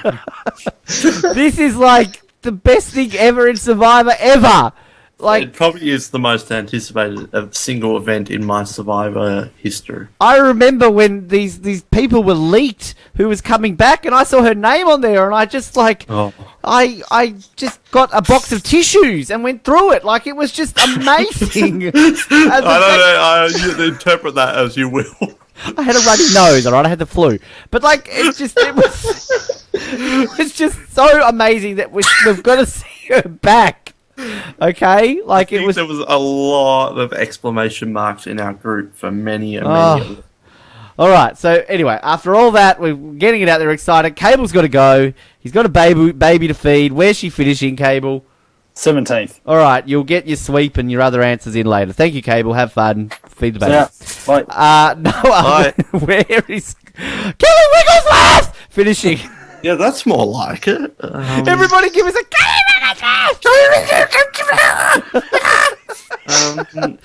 she was an Ewok. That's what I want to see. Kelly at the final tribal council. She's doing jump up. She's won. They're having a big party. She's doing jub. You got BB's ghost there looking on. Got Sonia there looking on in force mode. Sonia's and still alive. playing, partying at Kelly's win. They've beaten the Empire. Yeah, bring it on. Basically, Benry's in the background. Yeah, basically Benry can cover it as well. So I'm going to say, besides the Jub celebrations, I think she's just going to be around that middle merge where she doesn't make a huge impact. She just kind of goes like kind of an artist that's like, oh, that person's gone now, and probably won't get a lot of airtime, but won't be an early boot. So I'm going to say 7 for Kelly. 7. But I hope she's number 1. Oh, if Kelly Wigglesworth wins Survivor, that would be the greatest second chance ever, but I don't see it happening. I can't even fathom what I would do. You thought you were excited when Keith won, Noah. You wouldn't want to be over here if Kelly Wigglesworth won. Keith won? When he got back on the show, whatever. Missed that season. Ryan, where's Wigglesworth finishing? I'd love it to be like Noah said. I just wonder how much of her heart will be in it when she gets there. We hear the conditions are pretty horrible, so I've got her going 18th, but I hope it's not that early. Patrick. Yeah, I'm very similar to what Noah said. I have her 10th, and I really just don't think she's going to get that much airtime, which is a shame. It just goes to show that they just want to show the big noisemakers when they've got the original Survivor. So I hope I'm wrong, but that's my fear. So I've got her at 10th. Gabrielle's got her at 15th. Tom at 6th. Nick, I just put it 16th because it was the only one left. I've got her at 7th, same as you, Noah. That's not bad, but I hope it's 1. Oh, gosh, just how good would that be?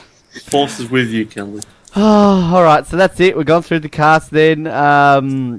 Brilliant cast. What an amazing cast. We've done well. So we've just got to get through to our final questions and we'll close it out with a sweep. Patrick, Ryan, you got to go anywhere? Do you need to be anywhere? No, I'm fine. No? I've got nowhere to be. Sweet. That's how I like it. That's how I like my Except for here. Except for here. Okay, then. So we'll just quickly go through these questions. First, Tom's also sent through his answers already. He was the only Oslot who sort of did this, so I'll get to his. Why Now, did we just get him on the freaking episode? He's already done more than any of us. Exactly. So who will win? Well, obviously we have already got those answered. So Noah, just confirm your choice again for us, please. Monica. But I could definitely see Kelly with 2 E's as well, but I think Monica. Cable had Kelly with 2 E's. Ryan, you, refresh our memory, had... The slimmed down Jeremy Collins. And Patrick, of course, you had... I had Jeremy as well. Okie dokie. First boot, I had Cass. Noah, you also had Cass. Cable had Shireen. Ryan, you had Abby Maria. Patrick, you had Vetus. And, Tom had Varna as winner and Shireen as first boot. Who will be this season's GOAT, Noah? Woo! Who the hell said woo? Cable is not here, right? Okay, I'm going to delete Cable. Ryan, who will be this season's GOAT? Sticking to the plan and saying Keith. Patrick. Monica. Tom has woo. I said... nobody will be this season's GOAT. I don't think there will be a GOAT this season. Who will be this season's no vote getter, Noah? Well, I said they would be equal second, so I'm going to say everyone gets a vote. So none. Yep. None. Ryan? Yeah, I agree. I think that everyone at least get 1 vote. Patrick? I had Monica. And Tom has woo. I've said Jeremy. Which contestant do you think is most likely to return? I don't know why I've got this anyway, but we'll still have it out there. Who's going to return after this season, Noah? It's probably freaking Spencer. Freaking Spencer. Ryan? Spencer. Patrick? I've got Joe. And Tom's got Spencer. I've got Monica. There you go. No. I think she'll be like the next party or something. Which tribe will lose the most members pre-merge / switch? Of course, this is thrown in the air a little bit with Yellow Tribe coming out. But Noah? Angkor. Angkor, okay. Ryan? I don't know. How do you say this? Takeo? Yeah, that sounds Australian enough. Patrick? Bayon, the other one. Bayon. Basically. The other white meat. And Tom has Takeo. I have Bayon. Which former player will be mentioned first in this season? Noah. Besides Eve Rogers. Dan Luke. I'm going to say Kelly gets the first confessional. Kelly Wrigglesworth. And she says, I'm going to do this one just for BB. Oh, I would be so happy. Ryan? I think it's going to be Tasha Fox, probably talking about being on the same tribe as Cass. So, well, as in a former player, I should say, let me reiterate, that's not on the season. Okay. I got no idea. BB's on this one. Give us a random one. I mean, Eve Rogers has been... Was that Tyson? Sure, Tyson. We'll Tyson? Patrick? Mary Sartain. Who? Tom said Shane. I said Mike. Shane's actually not a bad one. Yeah, Shane's a good choice. Yeah, I was really going to say T-Bird, but yeah. But you didn't. Who will get the most confessionals, a.k.a. the Russell edit? Let's start with you this time, Patrick. I had my winner, Jeremy. Jeremy? Tom said Varna, by the way. Ryan? Yeah, I agree, Jeremy. Jeremy? Noah? Let's say... This is tough. I'll just say Monica, but I don't think it's true, though. Jesus Christ. It won't be a female. I've said Jeremy as well. Who will get the least confessionals, a.k.a. the Purple Kelly edit? Let's start with you, Ryan. I think probably Woo. Patrick. Purple Kelly Wigglesworth, unfortunately. Tom said Kimmy. Noah, who are you going to say? Kimmy's not a bad one. I see that happening, but in this big celebratory season, unfortunately, I think it's going back not only to the original season, but the original purple. And I think it breaks my heart it will be Purple Kelly Wrigglesworth. I agree with you. Although, again, the only one who will be worthy of that title. Although I wouldn't even care because she's on the season. She's made it. Who cares? Yeah. I don't care if she gets no confessionals. She's there. What colour will the merged tribe be? Tom said black and white checkered flag. Like a race flag? Noah.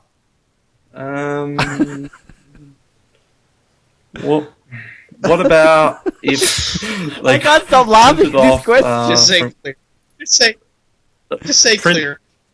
Printed off from Google Images, big pictures of Russell Hantz's face and enlarge it on all of the buffs, so it's no colours. Hang on. Just printed off from Google Images, large pictures of Russell Hantz. What was the rest of that? Hantz's face covering the entire buff in pixelated form. Covering the entire buff in pixelated form. You know, I'm going to lose my shit when I read that out. And like, either that or Claire will do. Ryan. Let's go for like a combination of the three tribes. So green, pink, and yellow. Green, pink, so like a multicolored. Yeah, like a rainbow one. Oh, rainbow. It was almost multicolored last season. There was multiple colors on there. That's true. Patrick? I don't think they're obviously doubt they're going to do this, but it would be cool if they used the buff from Palau, the merge buff, that color, like a camo color. Camo? That would be cool. I've just gone for the safe option. Black. Yeah. You're probably right too with that one. Who will be the first to find an idol? Tom says Spencer. I've said Spencer. No, who did you say? Oh, what the hell? Let's have a party, Spencer. Ryan. Jeff. Probst. Jeff Varner. Patrick. Yeah, I've got Spencer down here. Ryan, you ruined it. Who received the most votes against them this season, Noah? Let's go with Keith. Struck to the plane. Ryan. Varner. Patrick. Spencer. Tom says Spencer. I've said Vetus. Who will be Prope's favourite? Noah. Andrew Savage. Ryan. Savage. Patrick. This is butt buddy Andrew Savage. Tom said Savage. I've said Savage.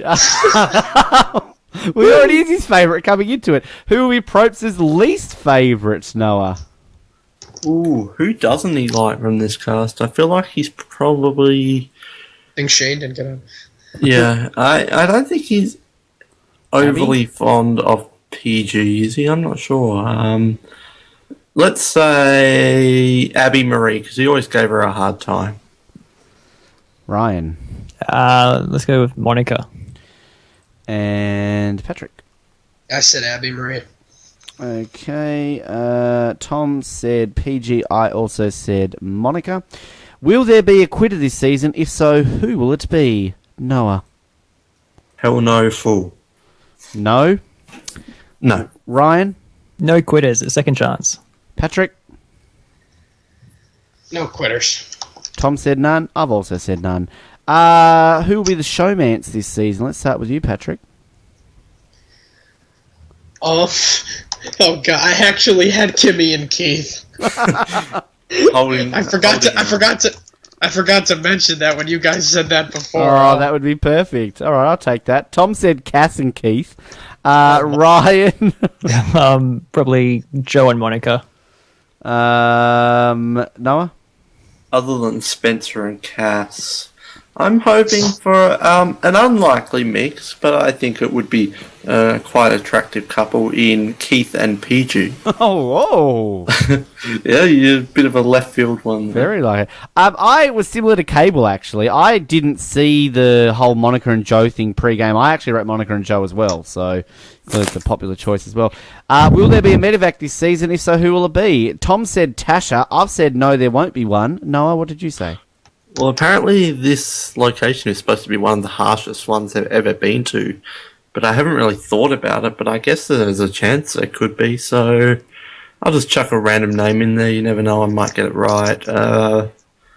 Let's say that Savage gets Medivac. Wasn't as bad as your season the other year where you said like the person who would win would be the Medivac and get the least. Julie. She haunts me to this day, old Julie. Haunts But I got the quit right. You did. Ryan, will there be a Medivac? Yeah, like Noah said, it's meant to be a really harsh time in Cambodia, but I'm hoping, fingers crossed, that we have no Medivacs. So none. Patrick. I'm on that boat. I'm going to say none. I've said none, as I said before. Right, that's done and dusted. There we go, folks. It only leaves us with one more thing to do, and that is our sweep. Woo! Now, money! And Jimmy's not in it anymore, so he can't win! So just quickly, if people have no idea what on earth we're doing here, we have a group of Ozlets, of course, as you know, and I put it out there. Each Ozlet who wishes to enter puts in $10, and 20 of us put in $10, and I now draw out a random name, and we each get a pony for the season. If your pony wins, you get $100. If they get second, you get 50. If they get third, you get, 25? No, 30. And if you get the first boot, you get $20. So Noah, you've had success with the first boot before. I've had success with the first boot before, and Ryan and Patrick, you've never done this before. So well, they may have, just not with us.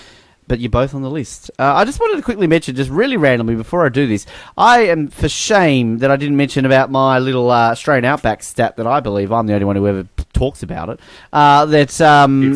Here we go. This is Ben Waterworth on his high horse.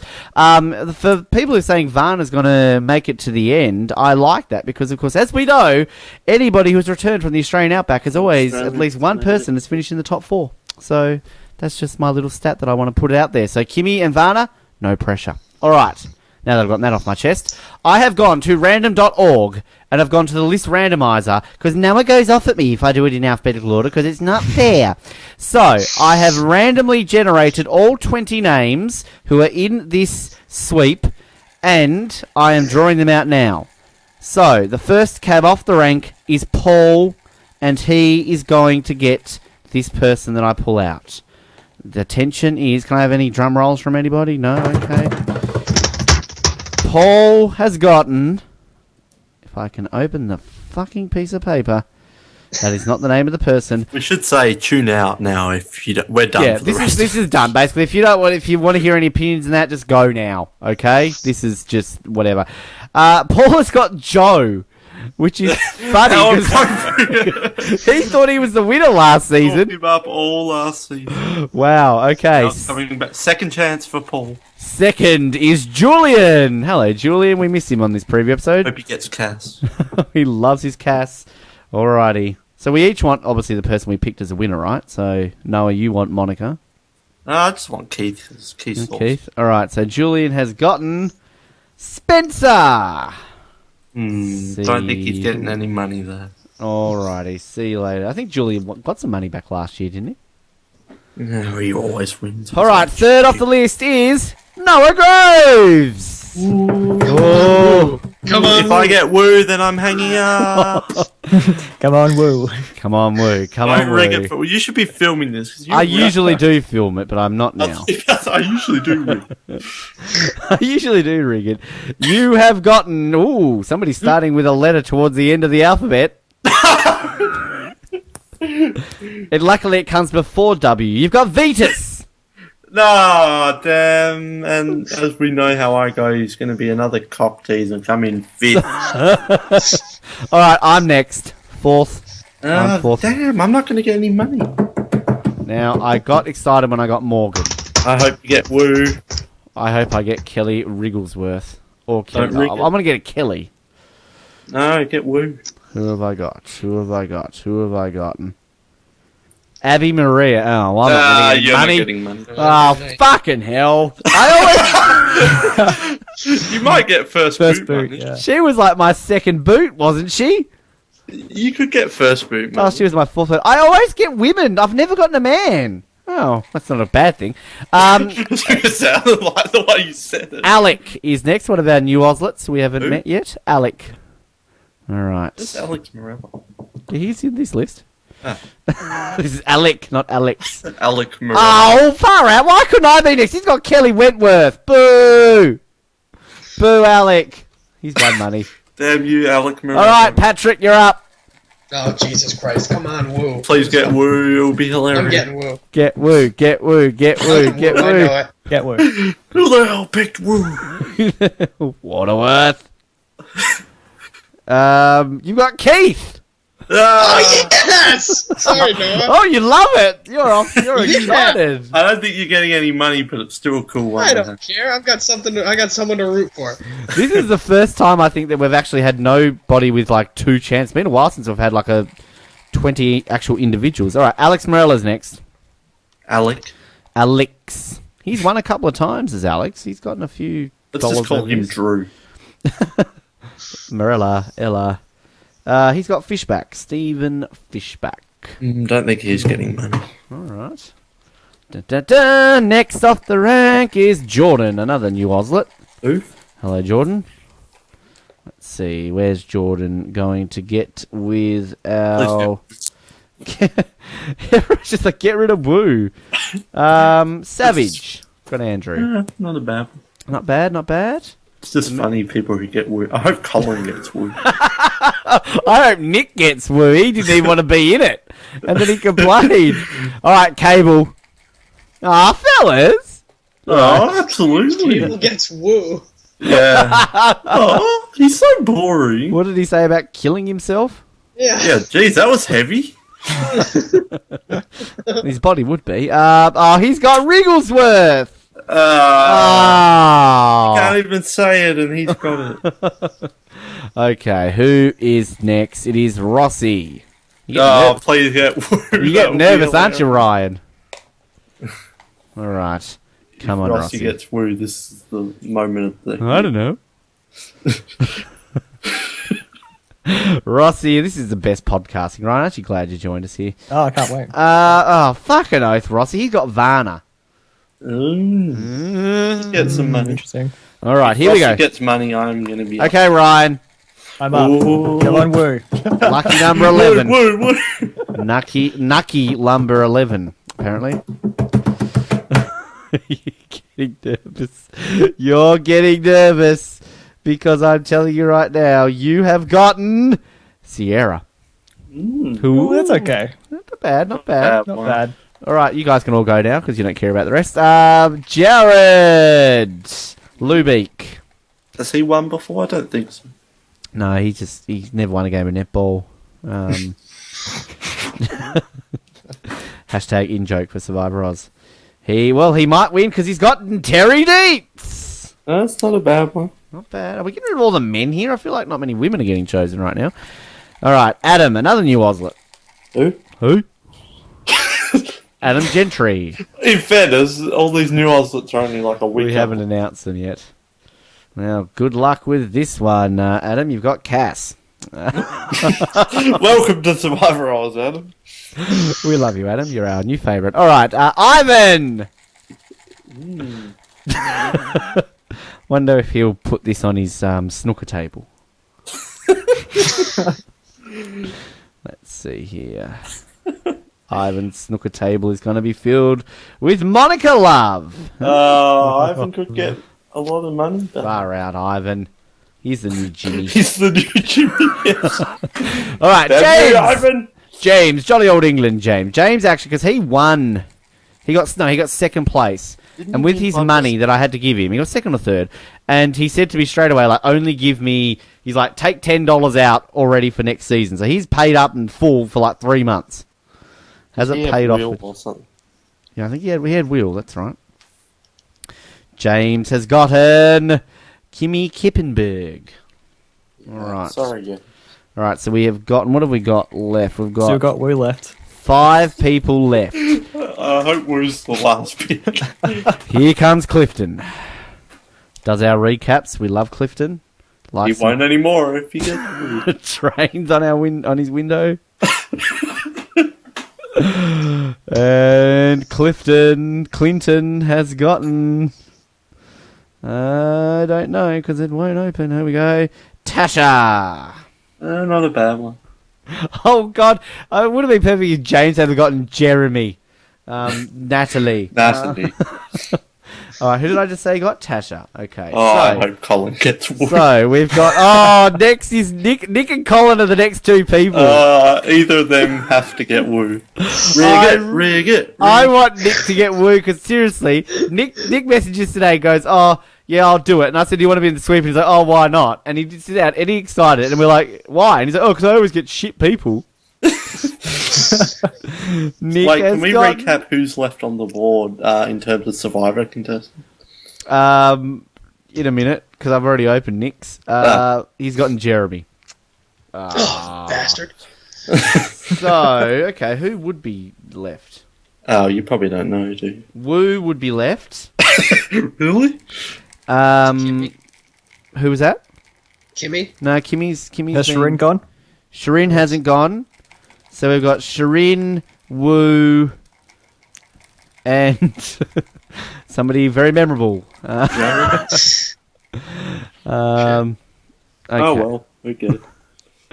Okay, this is who's next? It's Colin. Okay. Please be Woo. I'm not even looking. I'm going to look down right now. Woo. It's not Woo. It's Shireen. Oh, that's not funny. I can hear him going, "Oh, fucking hell." It's like... All right, so one of our other Oslets, Gabriel. You know who's last? Wait, is it Nick? No. No, Kristen's last. Please, Kristen, get Woo. All right, Gabriel has gotten. It's either going to be Woo or the other person who we can't remember who it is.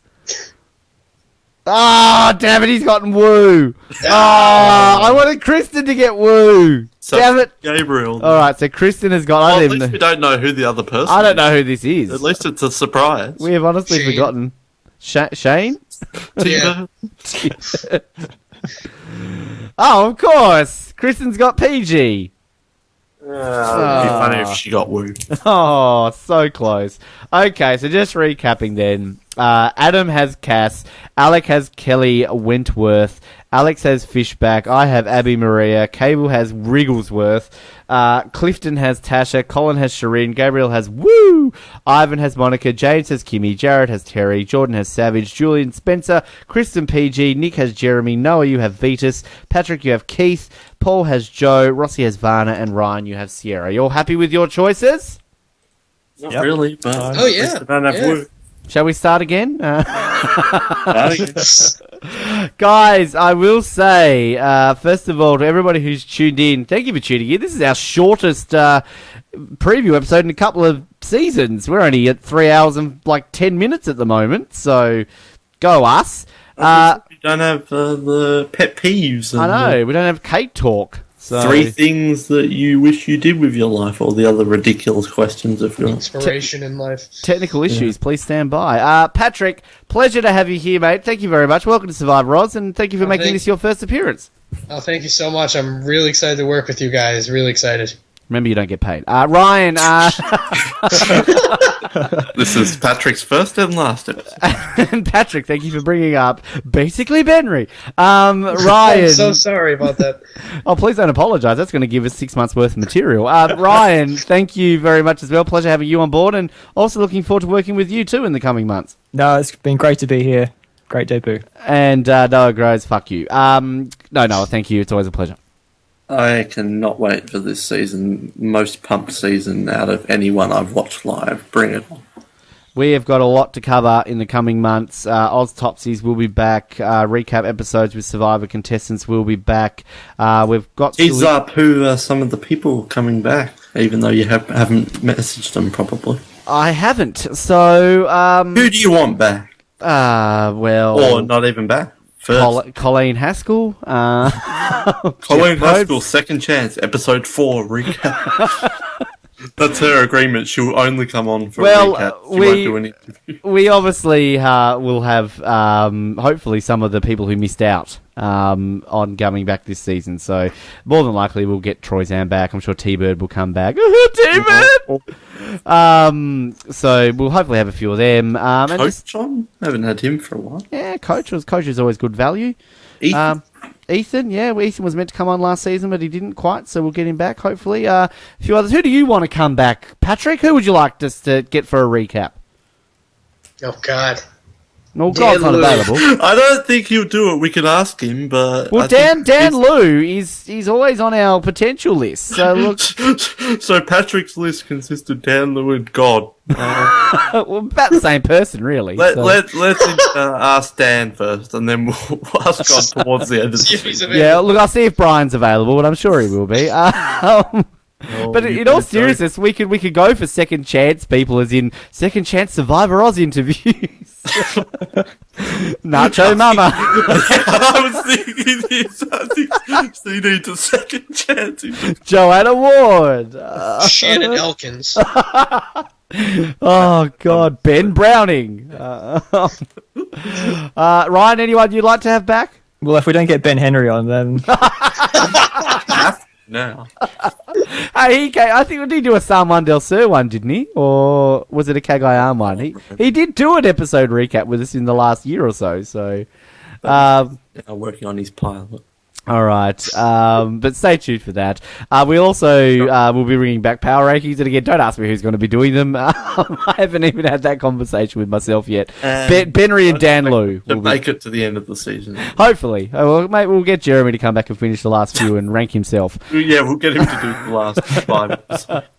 But yes, stay tuned during that SurvivorOz.com. We will be having our proper post to introduce the Ozlet soon, as well as interviews. It will probably be up within the next 6 months. You know how long it usually takes us to get those up and running.